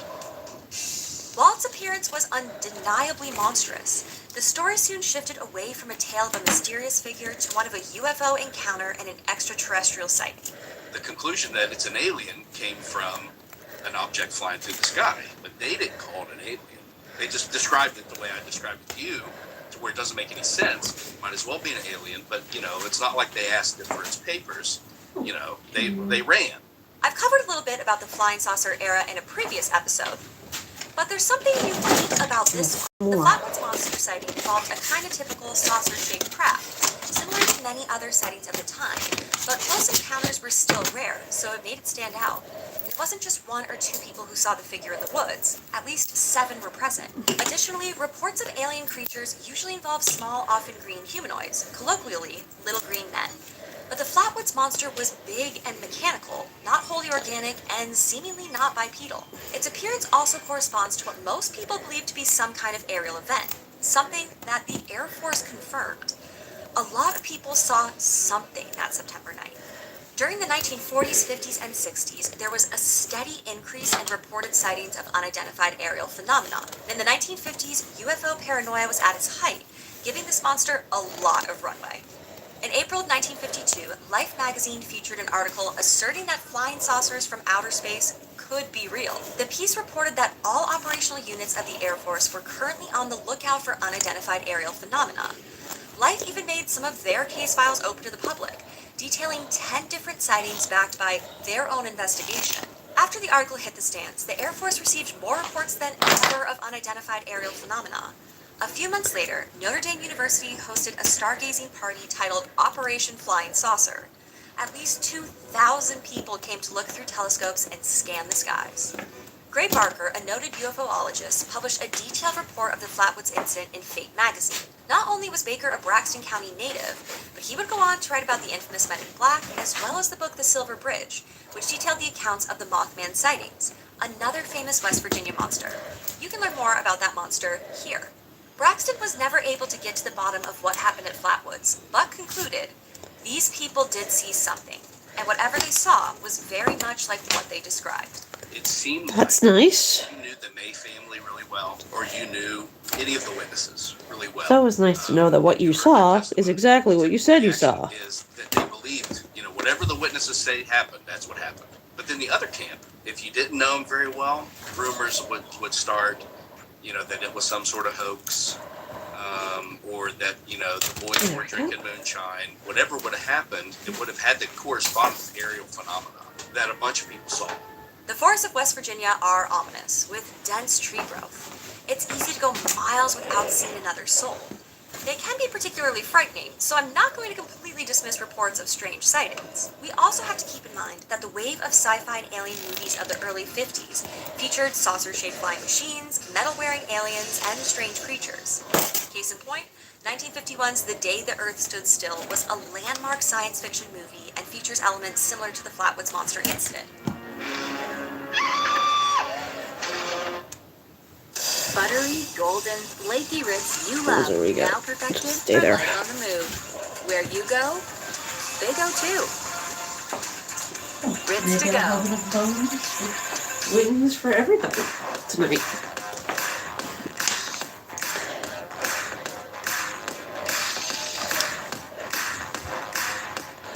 Still means I gotta get some more for the other ones tomorrow.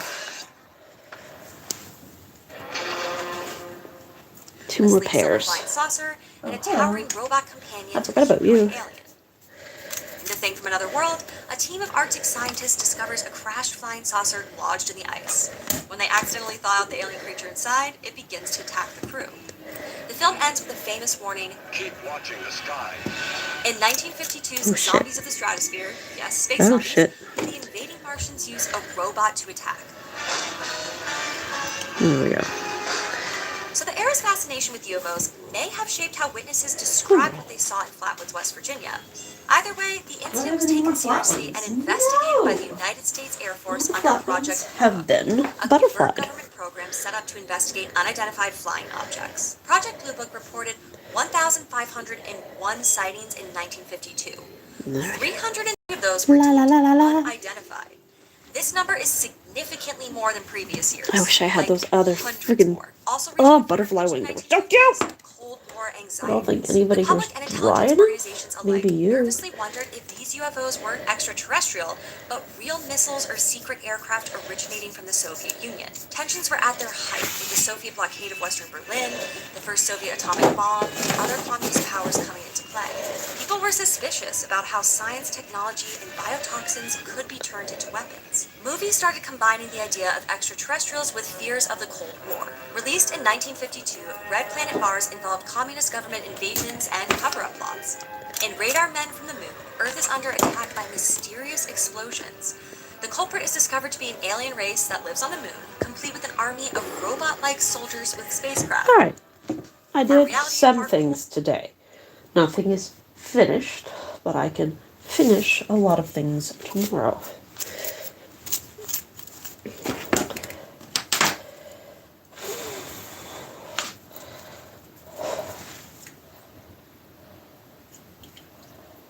There, just dip that in the tinted water and voila.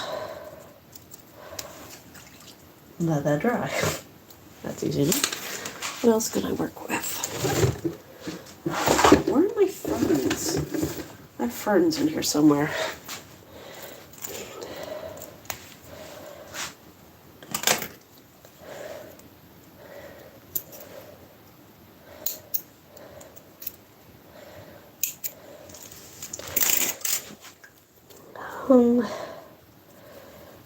Some brown, some reds.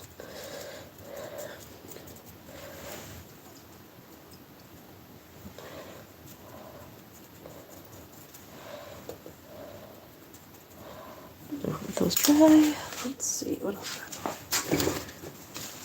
These are rose petals, but they're awful big. Even though they were the smallest ones I could find.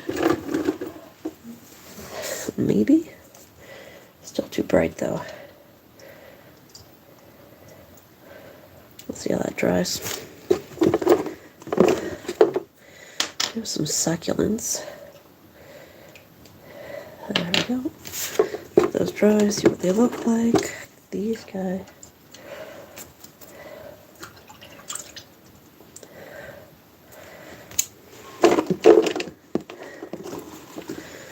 Yeah, we'll use these guys up. Maybe a little bit of that. Let those dry. Use these petals. And I got some ferns as well. I can remember what I did with them.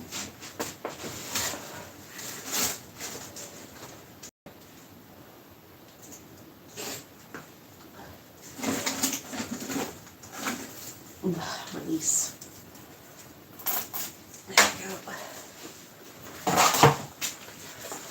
There we go. They're just too bright blue, but if I dunk them, let them dry, they'll be a little more darker.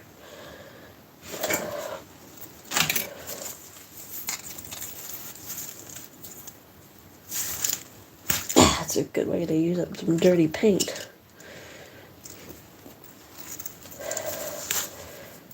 Actually, I'll get that in the red. Sure. We'll see how that looks like in the morning. Same with the ferns.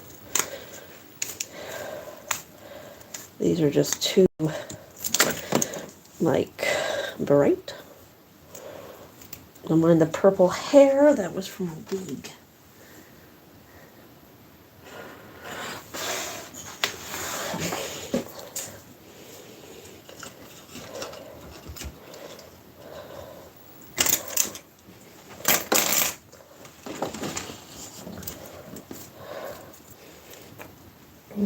Let's see, what makes green? Blue and that color.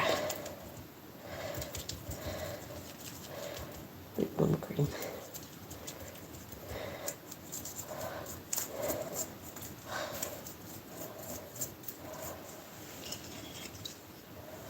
There we go. You guys all dry. So that works.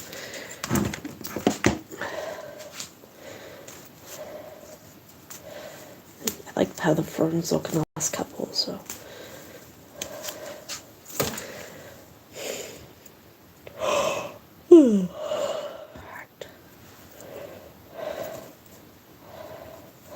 Okay, a little bit darker.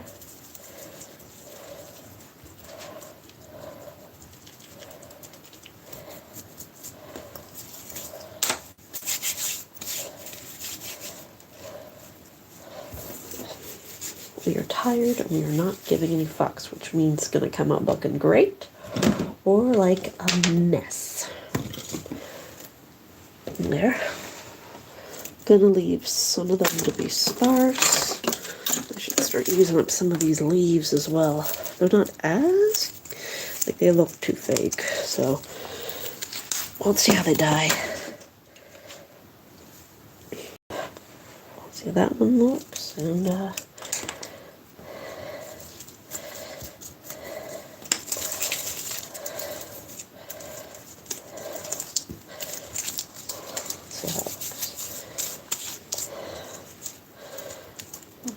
probably look like I painted a leaf. Let's try it with red. Maybe we'll get an autumn tone. Those look like dead leaves. And purple, fuck it. It's my imaginary dead forest. Fuck, I'm tired.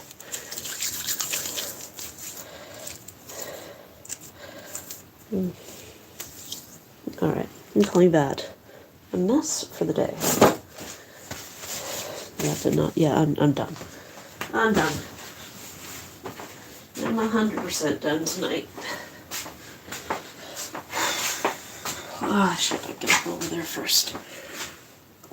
There we go. That one can be in first.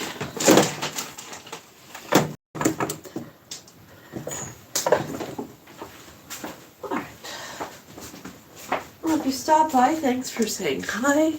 Hopefully it'll be a bit more entertaining tomorrow, and hopefully I'll be feeling a little better. But if you send bird tree, I have no idea what you said, but hello and thank you. We'll see you in the next one. Good night.